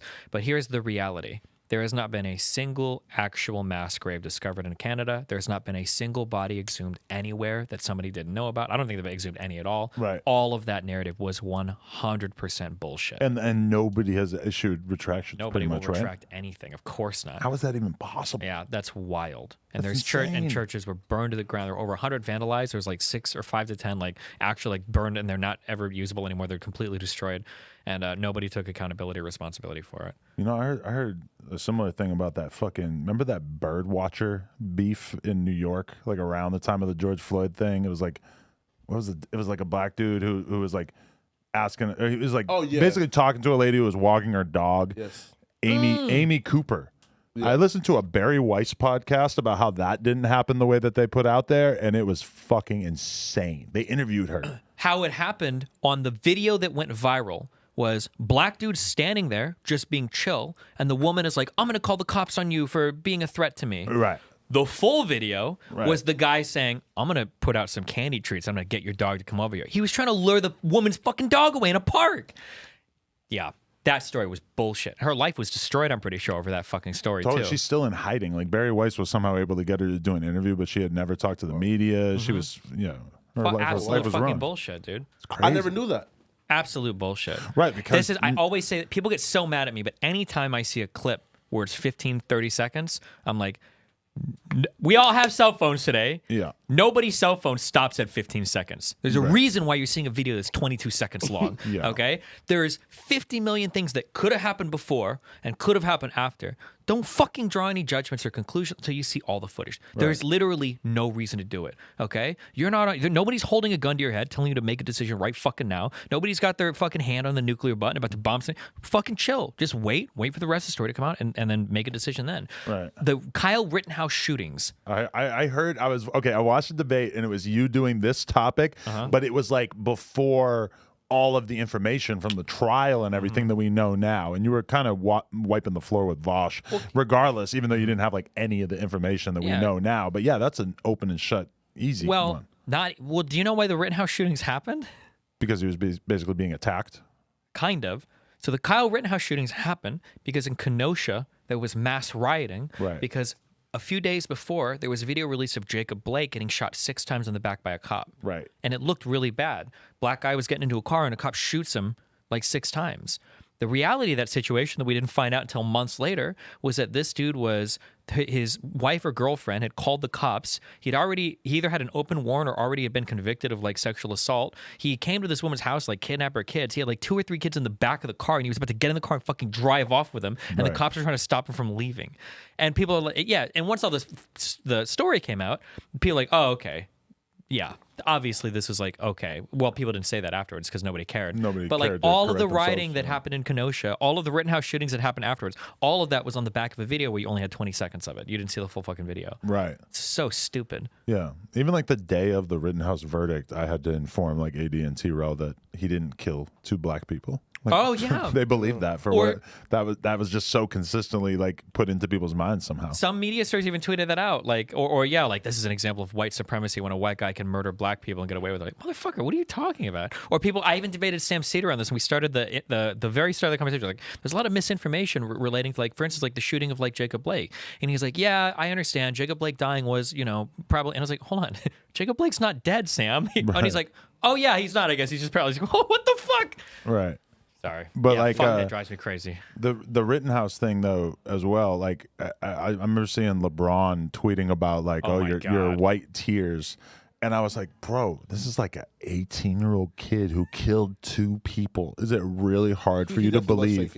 Yeah. You think he was faking it? Yeah. No, Dude, dude. for sure. Motherfuckers get on Twitter and they act like they have CPTSD from people tweeting mean words at them, and they're like, "White kid that's crying because he shot and killed 2 people in front of him when he was 17." No shot. I don't believe that one. White people are immune to that. No shot. Does he seem like a cold-blooded killer who just would be able to? Though, right? Like, it was super theatrical. Like it was a. Do you think that Amber Heard was doing fucking cocaine when she was on the stand too? Are you one of those people? No. Okay. Okay, give us your opinion on that whole Amber Heard thing. Were you like, that was a huge like pull for people to make content about that? Tons of people like reverted their entire YouTube career to cover the trial and stuff. People got on some of that. And it feels like there's at least like an attempt at rewriting how this all went down, because like a lot of people in the media now are really trying to call attention to how she was treated unfairly by so many content creators, everything like that. Like what's your take on all that? I don't make any strong takes. I didn't follow the trial closely. Me neither. So I'm going to say that number 1. I'll say number 2, long-term toxic relationships almost always take 2 to tango. It's very rare that just one person is fucking up. I'll say 3. I saw information that made it seem like Johnny Depp was probably pretty shitty too, not just Amber Heard, which isn't surprising to me. But I think in the totality of what I saw, she probably should have lost her case too. Here's like the issue that happens with shit like this, okay? I'll get on Twitter and I'll tweet something about how like, I don't think that women on Twitch should be doing like sexual content. I think that's kind of weird. And then I'll get people that'll pop up on my mentions and they're like, amen, dude. Women that have cleavage on Twitch are fucking sluts. Get these fucking whores off. And I'm like, bro, slow the fuck down. I don't know who you are, but I don't want you in my corner. I think the Amber Heard shit, the way that you see people talk about it is like, I don't know how to phrase this, but some people are too happy. Yeah. Like, it sounded like a fuck situation. If Johnny happened, if Johnny was correct and that, he was defamed and it wasn't good or whatever, and he won, that's awesome. I'm cool for that. And you know what? Fuck Amber. But this whole like meta narrative of the like evil fucking women trying to ruin fucking men everywhere, and Johnny came out for all of us, and these fucking whores are trying to blah blah blah. It's like, damn. Sometimes it feels like they become vehicles for way too much vitriol. Is how I feel about it sometimes. Yeah.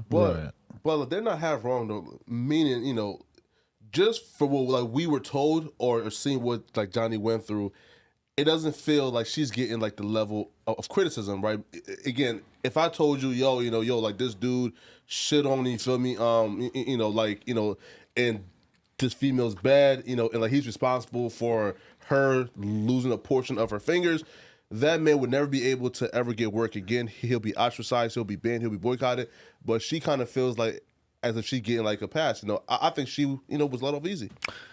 There's a lot of double standards on all sides. It sucks. Like a lot of people came down way too hard on her in really weird ways. A lot of people probably let a lot of shit slide because it's a woman and we've got to treat them like retarded children. It reminds me of there's an episode, I think, of The View that was really weird. I think it was The View. It might have been another episode with like 4 or 5 women talking where they were going through some story and laughing about it. Some wife cut her husband's dick off and threw it in a food disposal. And they were all like laughing at like the comedy of that. And I was like, it's crazy. Wow. If there was anything on the opposite end of like a guy uses scissors to snip his wife's clit off and throw it out, you would be losing your mind. Jesus Christ. That's like unthinkable. Yeah, I know. So yeah, You'd think we would have came a long way from Lorena Bobbitt, because I remember that being like the principal comedic theme of like that year. Like everybody was just talking about Lorena Bobbitt chopping her husband's dick off. And, maybe that was the story it was about. Maybe. No, because you're talking about garbage disposal. I think that would be a different thing. Oh, okay, maybe it's a different thing. Because she threw it into a field and they recovered it and they sewed it back on, and he actually ended up doing porn with his recovered penis. Jesus Christ. Okay. Shout out John Bobbitt. I believe he might have died. Oh well. He did, right? Yeah. R.I.P. to a goat. I definitely gotta watch that porn now. I haven't seen it. Okay. Have you ever seen they can save organs in really crazy ways? Like, if something gets amputated, I think I've seen a picture of this. You can sew like a penis onto a person's arm to keep like the blood flowing through it until they're ready for surgery and shit. Yeah. Wow. It's like some wild shit. I definitely seen that before. That's amazing. Yeah. So if anything happens, save it. You If ever watched? if your penis gets cut off, don't leave it there. Oh, well, not. You ever watch the George Floyd porn? Porn? Yeah. Yo, I seen that. Yeah. So No. This has been written out of history. Nobody even knows Yes. about it, dude. Yes, right. So there's this black porn company called the Habibi Show. So pretty much like what they like certified. They did his porn? Yes. Oh, my God. I didn't know that. Yeah. So pretty much like they certify in just pure ghetto Timberlands and a do-rag porn, right? I'm talking about straight ghetto shit. George Floyd porn is actually on the internet still. It's still on X videos. It's still there. And, he put in work, He did Okay, some I'll good have to shit. check that out. Yeah. It was like a real, like, I think that story was suppressed. I know. The George Floyd shit was cringe. The cops shouldn't have killed him. That was fucked. Right. 100%. I think that the 100%. sentencing conviction, I think it was fine. But the hero worship afterwards was really weird. Right. Like the statues and shit. Like, it's not fucking Batman, okay? Why not? Why can't he have a statue? What would he have to do to earn a statue? Anything in life that was worth, Yeah, martyr. that was admirable. Yeah. Yeah. I mean, No, listen though. That's the white guy, so like he can fight for this, right? He's telling the truth. Like, wasn't dude like home evasion robber or type of bullshit? Wasn't they he? called they he what they okay get called too? for like counterfeit money or some shit. Yeah. He was like druggy. Like, yeah, the guy was not like, he was not a hero. Are you Okay. gonna check out Candace Owens' documentary about how he deserved to be killed? Oh God. No, that's cool shit. She's working on it. She talked about it on Axe podcast. I'm white. I can't be that. No. No, Candace I'm just kidding. Owens. No, I know what Yeah, you're right. yeah, cool The shit. yeah, I don't know. She's really out there. You don't respect her Run off the plantation shit or whatever. in general, though. Do you respect her? Like, No, do, she's a fucking idiot. do you feel like she's even worth debating? I would, obviously, because of the Views? attention and everything, but like she's Right. insane, yeah. Why? What's the craziest shit you've heard her say? Fuck, it's been a long time. I think there was a time when I'm pretty sure Kanye was fucking with her a lot. Yep. And then he stopped fucking with her. Yeah, he finally publicly. turned around. Yeah. I think his team probably got in his ear about that. But I think that was like 4 or 5 years ago, right? 3 or 4 years ago? Yeah, that was a long time. It's been a while ago. That That's kinda- when I followed most of her shit. I don't remember off the top of my head anything she said now, but it was usually all the standard lines that like Democrats don't care about you. Everybody's just using for your vote. You need to jump off the plantation, start voting conservatives, Republicans. These are the guys that are going to save us. The good work ethic, blah blah blah blah blah. Usually shit like that. Right. Mm-hmm. Have you seen Tariq Nasheed? A little bit, yeah. That dude is actually crazy. Oh man, Yo, that's our boy. That's your boy. yo, I would love to set up like for y'all to just have a debate, you feel me? Or just talk. You see, look, like Yeah. like as of lately, there has been this kind of like demonization of like white liberals. Now, do you feel like that's fair, or do you feel like It's totally people- fair. I wouldn't even Yeah. call them white liberals. I say white progressives. They Okay. went way too fucking far in a lot of things. Gotcha. Like, it's so weird. There's a guy called Noah Opinion on Twitter, and he tweeted this out. And I vibed with this really hard. And he said like 6 or 7 years ago, even it was like the radical like coastal liberal elite was a guy that wanted like legalized marijuana, gay marriage, and like criminal justice reform and like more welfare. That was like the radical liberal elite. But these days, it's like you believe every white person is a colonizer. Like your kid can be trans when they're 2 years old. You're like it's just like it's so much wilder where the opinions have gone that it's like Jesus Christ, yeah. Right. But how does the left stop that from sort of becoming like the primary narrative about what they are, you know? Because I feel like that's kind of the problem when me or you says that we consider ourselves mostly on the left, is that to a lot of people in like the fresh and fit audience, they just take that to mean like the worst possible extremes of people on the left. I mean, I try. First of all, I don't call myself a centrist ever. I am far left. I would consider myself far left. I say that. So I like to snake that position out, and then I like to make you think that like you can be far left and not be a fucking lunatic. Right. But it's hard not to because so many people are. But I always blame everybody else for everybody else's problems. Like the reason why the left, like the reason why the right went as far as I did is because of the left. But the reason why the left is running as far as it is because of the right. That Trump shit is fucking wild, dude. Right. This motherfucker is calling Georgia up, trying to like find the perfect number of votes to flip the state. Right. And he's like got nuclear documents in his fucking basement for months while the FBI are trying to get it back. This motherfucker is wild. And that's what's crazy to me about having all these rappers come out of the closet now and be like, yeah, I would vote for Trump. Academics just said it. Whack was just saying it. The Baby said it, where it's like it was considered super controversial for Kanye to say it. And now rappers and people in hip hop can say it and nobody bats an eye. Where to me, the case has been proven so much more obviously than before that Trump is not, you know, mature enough to basically be in the position of having all that power. And it's like somehow I'm supposed to like look at the stock market and be like, oh, well, like gas is more expensive right now, so I should, you know, regret having voted for Biden. No, so you know, so like what I think again, it's kind of like the Romania argument, where it's kind of like this shit is corrupt, but we all have access to participate in the corruptness, right? And you know, I feel like that's what kind of like Ack and, you know, and Whack and others saying, right? Is listen, yo, like we got a shit ton of money right now. You feel me? Like if Trump when it comes back and, you know, give some breaks to the elites and, you know, right, you know, and help us finagle the system a little bit, fuck it, let's do it. You know, so you know, it's kind of like this shit is already corrupt as is. Trump just symbolizes, yo, listen, he's gonna open up the corruptness to more people. Destiny, what are the best, most concise arguments to use against somebody who is, you know, objectively a low information voter who has decided that like the cultural tide has pushed them into the arms of Trump? You always have to like find out why people are voting that way. Right. That's like the important one, because the way that people get there is going to determine how you try to get them back, or at least make them think a little bit differently. So it's going to be way different depending on the voter. Right. But like when you, because to the average person, I don't think Whack 100 or the Baby could really like articulate Trump's policy decisions that they support. No, of course not. It's a personality thing. They see him as being an unabashed male individualist capitalist like themselves, and they resonate with that. And they don't get that from Biden, who is essentially a reanimated corpse. Well, so like you'd vote for Trump, right? I would, again, right, for me, like my, like, I guess like vote for Trump like would probably be, listen, I can't tell you like detailed policies. I can just tell you that No, like, you know, I don't need right, policy. I understand. yeah, Most people don't give a fuck. Yeah, but like so. yeah, right. But again, right. But for me, like life was just easier. Sure. You know, Okay. So 4 years ago. do you know anything about like the Central Park Five? Yeah. How do you feel about Trump in that? Yo, Really?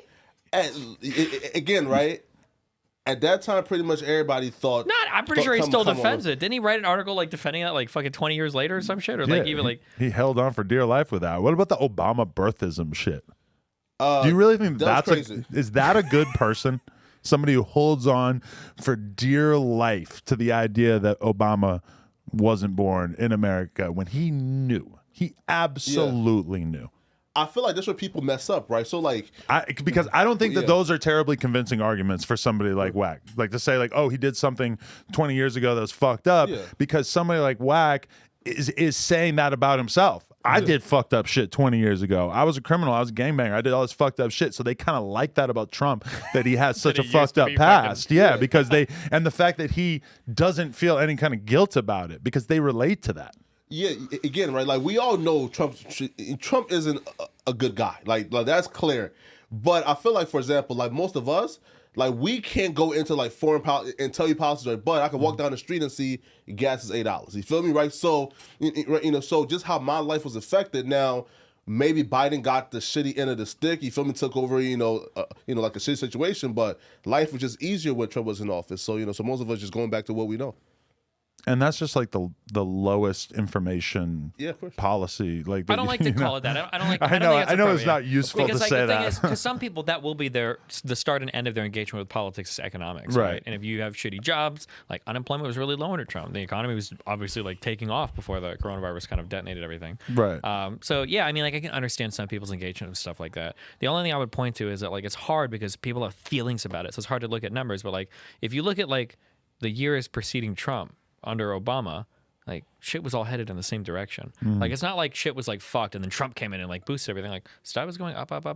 Like you can look at all the markers from 2008 up to when Obama was out of office, then when Trump came into office, and it's just like a steady climb the entire fucking time. Like, but people will feel like under Trump things changed and it got so much better. It's like, man, that shit was happening before Trump. I think we were posting all-time highs again in like 2013 or something under Obama, and then they just kept climbing and climbing and climbing. I just like find it really hard to have the Trump conversation with people where it seems like their support of him, like the reasons for supporting him, are so abstract. Well, it's a very emotionally driven thing, and you have to be able to meet with people on an emotionally driven level. Otherwise, you sit here and argue like, well, what about when Trump went to North Korea and legitimized Kim Jong Un on the foreign stage? You're like, nobody And the gives a real fuck nigga about shit right like there, that. though. Listen, again, people are not even like pro-Trump; they're just anti-Biden. And people are so numb to like, you know, okay, like the Mexicans are rapists and killers thing, which was really kind of, in my opinion, sort of taken out of context or used in like an unfair way against him. Like I don't think that argument will ever work on anyone. It's completely useless to bring that up. Not to mention when he said like the very good people in Charlottesville, how there's good people on both sides. Like that shit was but it was misrepresented. No, it wasn't, because he was like very direct. Like if you watch the entirety of the clip, that he was talking about how there were legitimate just Republicans there, like conservatives there, that there wasn't, not every conservative was carrying a tiki torch. I think that what Trump represents for people, for black people, white people, anybody, I think is you have the establishment, which is like all the shit. And for some reason, whatever reason, it feels like over the past 10 years, a lot of people have kind of gotten fucked. Whether it's true or not, it feels that way. You have that feeling. And then you can vote on one of two people. You've got one guy who's like, I'm part of the establishment and I'm going to make your life better. And especially if you're black or certain minorities, you've heard that shit your whole life. And then you've got another guy who's like, the establishment is fucking bullshit. Like, let's blow it up together.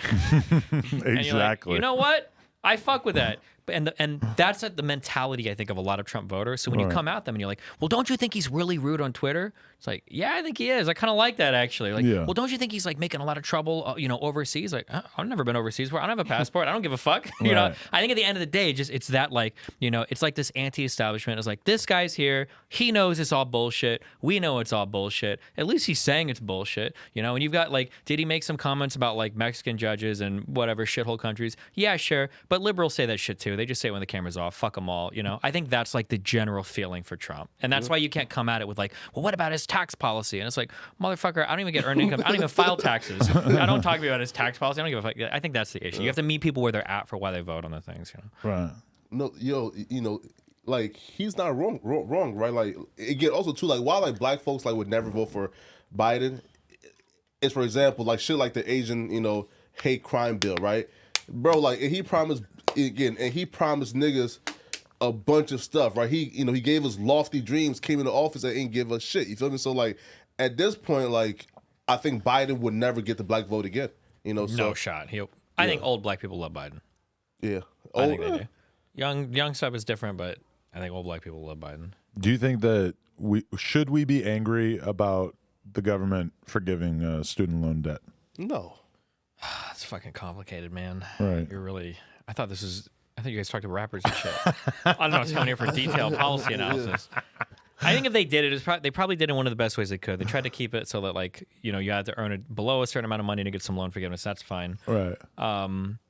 Personally, if you're going to give $300 billion to the American people, I wish it was targeted like working class people, single moms, shit like that. That's where I would want to see the money go. Right. But I mean, fuck it. If you make people get whatever. The thing was, it was the only thing he could do. He didn't need support from Congress to do it, and it's probably an easy way to get more support, votes, and shit. Fuck it. I'm not like hugely opposed to it, but it's hard for me to figure out how I feel about that one, because it kind of seems like bullshit. Like it's just going to like a arbitrary percentage of the population that went to college and doesn't include all the people who probably would have gone to college if they had access to that money. Or You know? Yeah, that's always the issue. Is that like because there's this huge fucking rumor on the internet. It perpetuated everywhere.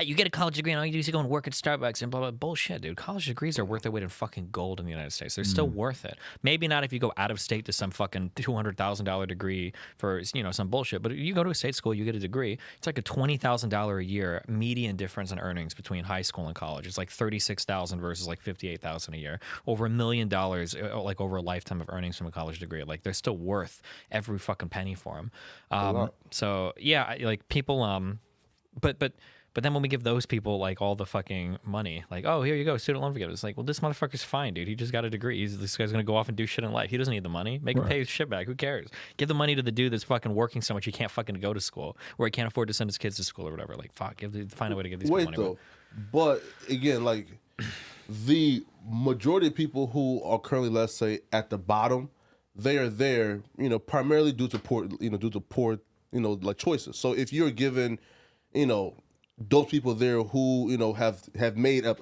a bunch of bad decisions, what would giving them $10,000 do? I don't know. Maybe they make some better decisions with it. Nah, Here's the issue that I have with poor decisions. This is one of the biggest things that fucking switched my life when I got wealthy. Yeah. Okay? There's a feeling when you're poor that everything that can go wrong will go wrong. And it always feels like that, like fucking Murphy's Law. Everything that can get fucked up will get fucked up, and it's always the worst shit in the world. And you know what I noticed when I started paying more attention when I got wealthy? The same amount of shit goes wrong. It just doesn't fucking matter because I can make problems go away really easy. If I got a fucking speeding ticket, I pay it. If my tire, whatever, I fucking do it. Who the fuck cares? Like, I can handle anything. If I skip a bill, whatever, I'll just pay twice, whatever, who cares? You wouldn't be okay with your girl hanging out with 10 close guy friends overnight at a house, right? No, absolutely not. Yeah. Even if you trusted her. Yeah, absolutely not. Because if people are in environments where they can make bad decisions, it's just, why take the risk? I really don't think my girl's going to be tempted by the 10 dicks. I'm in his bubble right now. Okay? Fuck you. I'm in his world right now. Okay, fuck you. But I'm just saying that, like, we recognize in so many areas in life, your mom and dad, I don't know if they ever said this to you, but like, I always heard that, like, you are who you hang around. Yeah, of course. Right? Garbage in, garbage out. We know that our environment affects us. That when you put people in shitty environments, yeah, of course they make bad decisions because that's all they have around them, right? Yeah. You look at like teen pregnancy rates and shit. Like you can't, like if you go to like private schools and shit, you don't have time to even get pregnant because you got a sport that you're doing after school. You got after school clubs, extracurriculars. Everybody's parents is watching everybody breathing down your back, whatever. Like you don't even have the option to make those mistakes unless you really fuck up. Whereas in other communities, it's not the same. So. I don't know what the money needs to go to, maybe to like some sort of funding for like better schools or better houses or whatever the fuck. But like, I don't like the idea that like, oh, poor people just make a bunch of dumb decisions. Like everybody makes dumb decisions. Like more or less, you're kind of constrained to the environment around you. And it's not like poor people are exceptionally retarded. It's just that when you're poor, you've got way shorter of a leash to fuck up on before like the consequences are like there to bear. Yeah. I have a question. What do you think is going on in Jesse Lee Peterson's head? Like, I was watching him interview last night, interview you, and it's like one of the most baffling things I've ever seen in my life. I don't know, man. Maybe that guy's had a lot of... What? Fuck, now if he did have a stroke, I don't want to say that, and then now it sounds really bad. Well, let's just generalize and say that he seems like he's definitely been through some shit. Yeah, I don't know. He's on another world. He seems happy. I've never seen an interview style like that before, where he just sort of like... It's sarcasm, kind of, right? Just like over and over and over asks you questions, and it's like... He basically completely ignores your answers for the most part, and will just casually transition between topics. It was mind-blowing. Now, do you amazing? Amazing. Now, do you feel it's kind of ironic? I guess he was like harping on you being with men, but then, the new accusations. Well, none of the accusations no more. Right? Guys who are just outright out of him right now. Do you feel like that's kind of ironic, or do you feel like that kind of factor into why he had an issue with you? I didn't follow that. Was that actually real? Yeah. I read the Daily Beast article. I haven't kept up on it or anything, but it seemed, when I read the article, it was pretty fucking convincing. Like, why are there like 12 dudes saying this or whatever? I thought I read that they were all part of some really weird religious group, but I don't know. Oh, I could really? I could be making that up. I read a couple of weird things about the people who were involved, so I didn't know. But maybe, yeah, if it was, it's kind of funny, I guess. He asked me to be on a show a long time ago, and I think I just ignored him. And then I watched you on his show, and I was like, fuck, maybe I missed an opportunity on there. Like, would you consider that, like, the performance that you put on there? It was like, that's almost like a troll, right? Like, you go on there, and you almost, like, acted oblivious the whole time to how ridiculous he was being. But then it sort of cracked, and you started, like, acknowledging that he was acting like a fucking psychopath. I'm glad you have that opinion of me. What? I was actually oblivious for like the first half, and it took me the first half to realize because I hadn't done any background on it. It was just some guy wanted me to come. I was like, oh sure, whatever. I didn't realize how fucking weird it was. Oh, okay. But then I started to figure out okay, I think this, and I think my second and third and fourth times like interacting with him or doing his debates, whatever. I was like more, all right, Jesse, like let's see what we're doing. I felt like you were like trolling as a normie, where you were like kind of like going out of your way to like smile and just like appear real attentive and like oblivious to like how bizarre this was. Yeah, well, I mean, I always try to be polite initially, even if somebody's bizarre. So I'll be like, yeah, cool, okay, dude. But from the very beginning, and I mean, obviously, you're in the middle of the fucking hurricane while this is happening. It's like easy for me to like look at it from the outside. But from the very beginning, when he's just like basically like demeaning you for playing video games, it just seems so insane. I mean, old people hate video games. Maybe he was just a normal old guy. I don't know. Wait, how old is that guy? Like 60s, right? Isn't he like, I don't know, actually. Wait, question. What's your thoughts on reparations? My thoughts on reparations have always been like, if there was some contractual obligation to some families or some groups of people, I think the U.S. government should honor that. But then past that is way too much of a fucking nightmare to even begin to sort that shit out. Yo, I will definitely love a debate with you and Tariq Nasheed on reparations, man. That'll be pro or anti. fucking, huh? He's pro, but he thinks that they should only be given to FBAs, aka foundational Black Americans. So basically, like you should be able to trace your family lineage back to a certain date in American history, which. Okay. I find that kind of interesting. I'm not sure what the argument against it is. Yeah, right. So, I think it said it's like $250,000 is the bare minimum to like all like FBAs, and then like they get into like the land grab, and things like that. Man. But Tariq does this hilarious thing where like if something bad happens to someone in the media, like if something happens where a Black person looks bad, he will basically like weigh in the comments or on Twitter or whatever to let you know that they were not a foundational Black American, that this was done by somebody who is an immigrant of some sort. He like the solution, the end destination of every conversation with Tariq Nasheed is that somebody is or is not an FBA. And it is mind blowing. Okay. Yo, listen, why do white folks do that? Like, if you're Irish and like the Swedish people are out here wild, hey, listen, that's not us. That's those motherfuckers. I think to like a lot of white people, it seems kind of obvious to us how crazy identity politics are because we are not allowed to do any of the things that other races are allowed to do. Like you're not allowed to be proud of being white, right? So it seems kind of like absurd to us. We got like St. Patrick's Day, I guess, if you want to do like right, but that's very specific. Yeah, like white as a whole is just you can't be proud of that. But would you say that Black power and white power are equivalently, I guess, stupid, right? Well, they definitely have different branding. Yeah. Right? Because if somebody says Black power, I'm like, that's kind of cringe. But if somebody says white power, I'm like, right. What do you mean by we that? all know whether they are the opposite of each other, but Yeah. they mean very different things. They're associated with very different groups of people, right? Generally, yeah. Like most of the people out there saying Black power, when it really came All down to racist. it, right? But you would probably assume that you would be able to get along with them, right? Yeah, well, 'cause of Whereas, Black. like, but regardless of that, like the guy saying white power, you could almost certainly assume that they're not somebody you'd want to share an Uber pool with, right? No, look, for example, like, I would much rather hang out with less like a Nick like Fontes. You're a closet racist. Opposed to like opposed to like a random Hebrew Israelite on the side of the street screaming Black power, right? So so to me is definitely like the like same level of like fuckery, but like for some reason like white folks don't really like try to hone in on that. Like, wait, hold up now, bro. Like, why? Well, we can't attack any like trans, Black, any of that shit is like off limits. You just kind of have to sit there and worship them. Yo, and do you think that trans stuff is like? Do you think that transsexuals are like, I guess, mentally ill? Well, I guess it depends on. I would say no. Okay. I mean, there's something going on, but like, are gay people mentally ill? Gay probably not, but to like be born as a man and say I just feel like a woman, right? There's something going on there though. Yeah, probably, yeah. Yeah. But I mean, the question is like, well, how do you treat it or whatever? Yeah, exactly. And it seems like changing the brain is really hard, so you change the body instead. Mm-hmm. I agree. Yeah. All One, right. real quick, there was I mean, I just don't know. Like, I don't think that they're. I mean, I'm sure there are plenty of people who are mentally ill that are trans, but I don't think it's definitive. No, I feel like the basis though of that, right, of being born and feeling like you're in a body that's not yours and feeling like you're the opposite sex. Like that's an abnormality. Yeah, the right? problem is that like all of these words are so like normatively loaded that like as soon as you start calling it like it's abnormal to be gay. That is true. Is you're very far off the norm if you're gay. But like people associate abnormal or mental illness with like wrong or evil. So Yeah, it's like, so like insofar as somebody says like, oh well, I think that being trans is in a way it's like a mental illness and you like treat it with like hormone therapy or surgery. I guess if you want to say it that way, you could. Although people would argue that like, well, even once you're treated and you feel happy, you're still trans, so you'd still have a quote unquote mental illness. So some people would just call like gender dysphoria the mental illness, which is that the really bad feeling of not having your body match your brain. But yeah. I think it's this though, right? Like we again, like for any other, I guess, like mental illness, like we wouldn't like promote and like encourage people to go deeper down into the rabbit hole, right?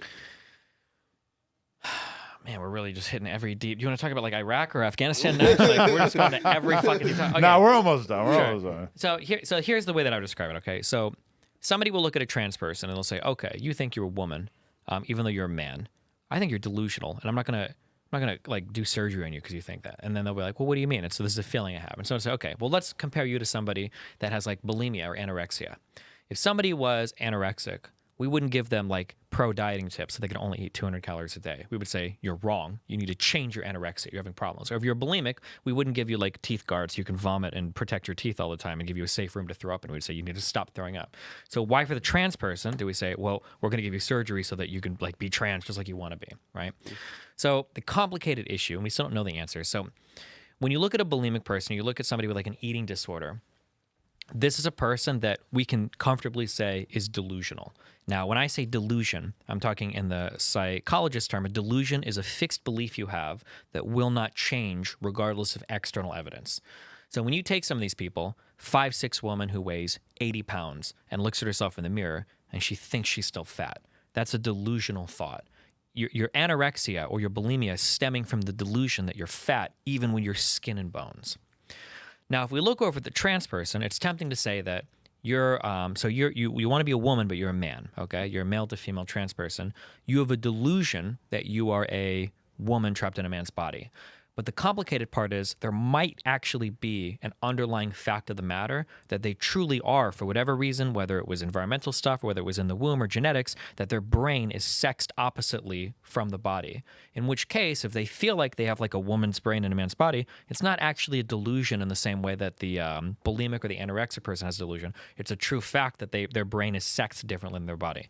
Now, why that happens or if that's the case is hard to say. People have like cut into people's brains when they're dead, and trans brains look a little bit different than cis brains. They don't look 100% the same as the gender that they identify with, but they do look different. But it might be the case that there is an underlying fact of the matter that they actually do have a different gendered brain, in which case, well, fuck, if we can't change the brain, then we change the body with drugs, basically. But that's a really complicated argument to dive into, Yeah. Did you watch that What is a Woman documentary? Fuck, not yet. I did. Oh, yeah? I was a Daily Wire subscriber for like one day, so I could watch that. Really? Okay. How was it going down the dark hole? The dark side?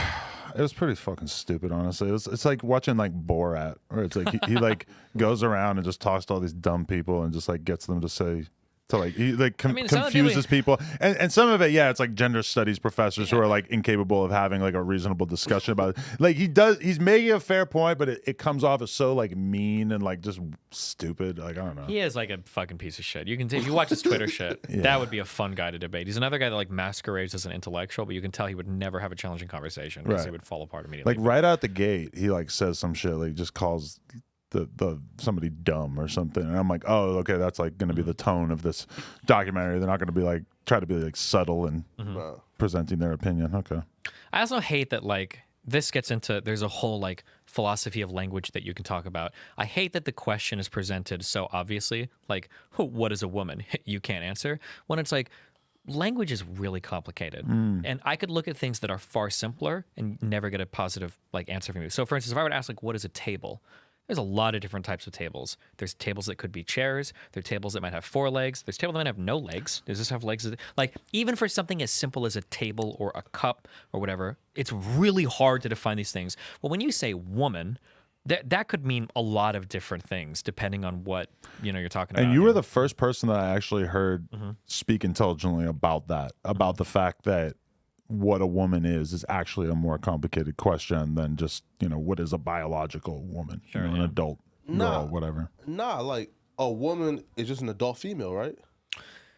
It's just I don't know if we always engage like that with the word. So here's like these. Okay, I'm not trying to convert anybody on trans shit, Of course, no worries. but like here's just some things to think about. Okay, if I were to ask you what's the difference between a woman and a man, right? You might. Y chromosome. Yeah, I'm glad you said that. You would say that, but you've never seen a Y chromosome in your life. Yes, that's true. And you've never tested chromosomes in your life. That's true. But you still met people that you're really confident are women. And some people might take a step back, or they might try to be more clever and like, okay, well, vaginas and breasts, obviously, it's going to be different, right? But if we walk through a store, that's not how we're determining gender. Usually when we're determining gender, it's on clothes and hair. Like, these are the big things, or like jewelry or stuff like that. And that has nothing to do with gender. There's no reason why women have to have smooth legs and men don't. There's no reason why women have long hair and men don't. There's no reason why women wear dresses and men don't. And I'm not trying to say that, like, you know, because somebody's already typed in the comment section, well, you can tell from the distribution of fat, blah, blah, blah. Yeah, there are ways you can tell, but like, it's not 100%. I'm just saying that when we determine what we think a woman or a man is, we're not looking at chromosomes, generally, socially speaking, and we're not even looking at sex organs, generally, socially speaking, but we still seem comfortable saying, like, who is a man or who's a woman. And then you see on, like, fucking Twitter, some of these, like, femboys and shit, these people post shit. You would never know this was a fucking guy unless you knew what the account was, like, femboy6969 or whatever. Right. I'm just saying that when you engage with these questions, whether you're pro-trans or anti-trans, that's fine. I would just say language is really complicated, and the like topics of like what is this or what is that, these are really, really hard questions to ask and answer. And anybody coming at you with like a what is X and expecting a very simple, even like adult human female is in a way a tautology, in that you're just saying like one is one. Well, like, oh, a female is a woman and a woman is a female. Thanks. These are synonyms in the fucking dictionary. Like, that's not answering a question, dude. That's not what you're getting at, you know? Yeah. But I would just say that, like, if you want to engage, if you want to be transphobic, okay, be transphobic, but don't pretend you're being an intellectual when you're like, well, you can't tell what a woman is. Just don't engage with the topic. If you want to engage with the topic, there's a lot of reading on language. There's a lot of thinking you can do about what it means to be whatever. I would encourage you to do that thinking. Even if you come out and you still don't like trans people, that's fine. At least you can have a more fleshed out view of like how we use words and language and everything. Right. But I watched you reacting to a Vosh debate where they were talking about like him making the statement, trans women are women. Oh, God. And it was fucking, I hadn't watched that much of him. It was fascinating watching him do this like linguistic gymnastics trying to explain himself, and then watching, because he was talking against a guy who like came in, who had written papers about the topic. We read his papers, yeah. Right. I remember before we went into it. I loved that debate so much because I wanted to show my audience, like, hey guys, this guy is going to debate Vosh, and I want to show you guys how important it is to study for tests. He wrote a paper on this. We're going to read this one. It was like an 18-page paper, not long at all. And we read the paper before I reviewed the debate, and it was so glad that I could show that positive like role model for like why studying is important, because Vosh stumbled into every single argument that he'd already presented and countered in that paper. Yeah. And I was like, oh, Vosh is making this the Butler argument about like performativity of gender. He wrote about this in 3 paragraphs here, so we know exactly what he's going to say. And it was so interesting watching him stumble for topic. It's like, why would you debate a PhD and not at least read the paper that he written about the fucking topic you're going to debate? Like, are you insane? How arrogant do you have to be to think you can get away with it? That's some bold shit right there. Holy, I was almost admiring it. Yeah, I was like, damn, dude, good for you, man. I wouldn't do that. I'd be way too scared. Good for you. Definitely. All right. Yeah. That seems pretty good. I'm pretty sure we went for a long ass time. Like 3 hours or something. I will say this, man. As as a red pill guy, man, you definitely made, a positive mark on me, right? It's like he's like a better guy. He's more rational than I thought, That's good. Pretty soon you can be fucking girls that have had 100 facials. And you're not going to be bothered by it. You're like, you know what? Take a sharper point and we'll be good. No facts, man. I'm trying to get him in that game for sure. Man. He said he's 10 inches in girthy. Yeah, man. Okay, there you go. That's his brand. But like, he don't believe me though. Okay. I don't know why. It is kind of hard to imagine, but you do porn. You can't just show him. Yeah. In my game, you show him proof. Listen though. I offered him though to like find the baddest. Like for example, Sky Bree can definitely see it. Okay. She can't photograph it. She could just look at it. She would have to like get it hard, right? So she could look. No. Okay. I'm not allowing her to touch it. Okay. He's talking about a girl that we manage. Sure. Right. Yeah, the baddest girl, probably. Anyway. Okay. All right. Well, I know her next scene's going to be with, I guess. Yeah. It's coming soon. Destiny, appreciate you coming on. Yeah, thanks for having me. It's been fun. Destiny is a girl's name. True. Why do we have a girl's name? That comment is on every single fucking YouTube video. They get real elaborate with it, too. I was quoting Jesse. I was trying to do his voice there. Is he still? Because I haven't seen content from him since those accusations. I'm not sure.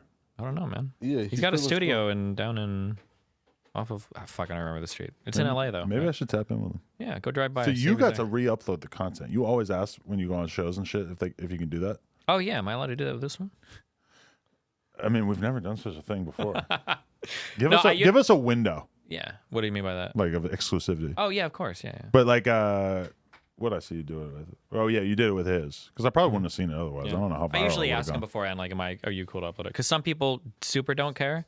I'm sure he got a lot of fans from that. And I know if you upload shit of me, you're gonna be real disrespectful about it. Cut my name out of it. What? We're just gonna write "cuck says." Yeah. Like I watched. I like that when they put like an explainer of who the person is instead of their actual name. We Yeah. do it sometimes too. I watched the video of you on Fresh and Fit arguing with that girl about that. I know. Disrespectful. And the irony of that is that we did OnlyFans for my girl's thing after that. So I did bang her like soon after that. Damn.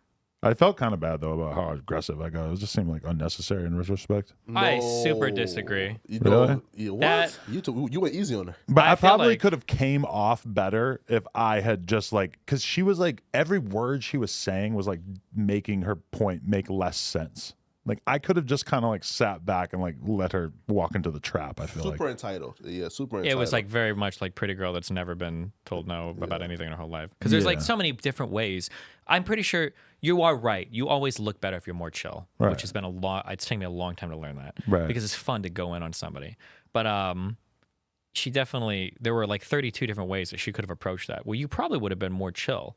Like I imagine she could have joked like, "Oh man, you cut me out of the clip or whatever," and like joked about it instead of this like, "You didn't have me back. You Right. disrespected me." My blah, blah. biggest thing is I hate when people act entitled about coming on here. Yeah. And like, it happens all the time where people do an interview and like 6 months later they're like, we want to do another interview. And I'm thinking like, I probably don't want to do another interview with you for like at least like a couple years. And maybe if like something significant happens in your career and you're asking me like 3-4 months later, like this is insane. I do not operate this way. And so that's what she did. She just like assumed that I like wanted to have her back over and over. And honestly, like with us doing so much more content in here and like having different hosts and stuff, we could probably do more shit with her. But like she just like acted like I don't know. At the really time, she entitled really pissed me off. Yeah.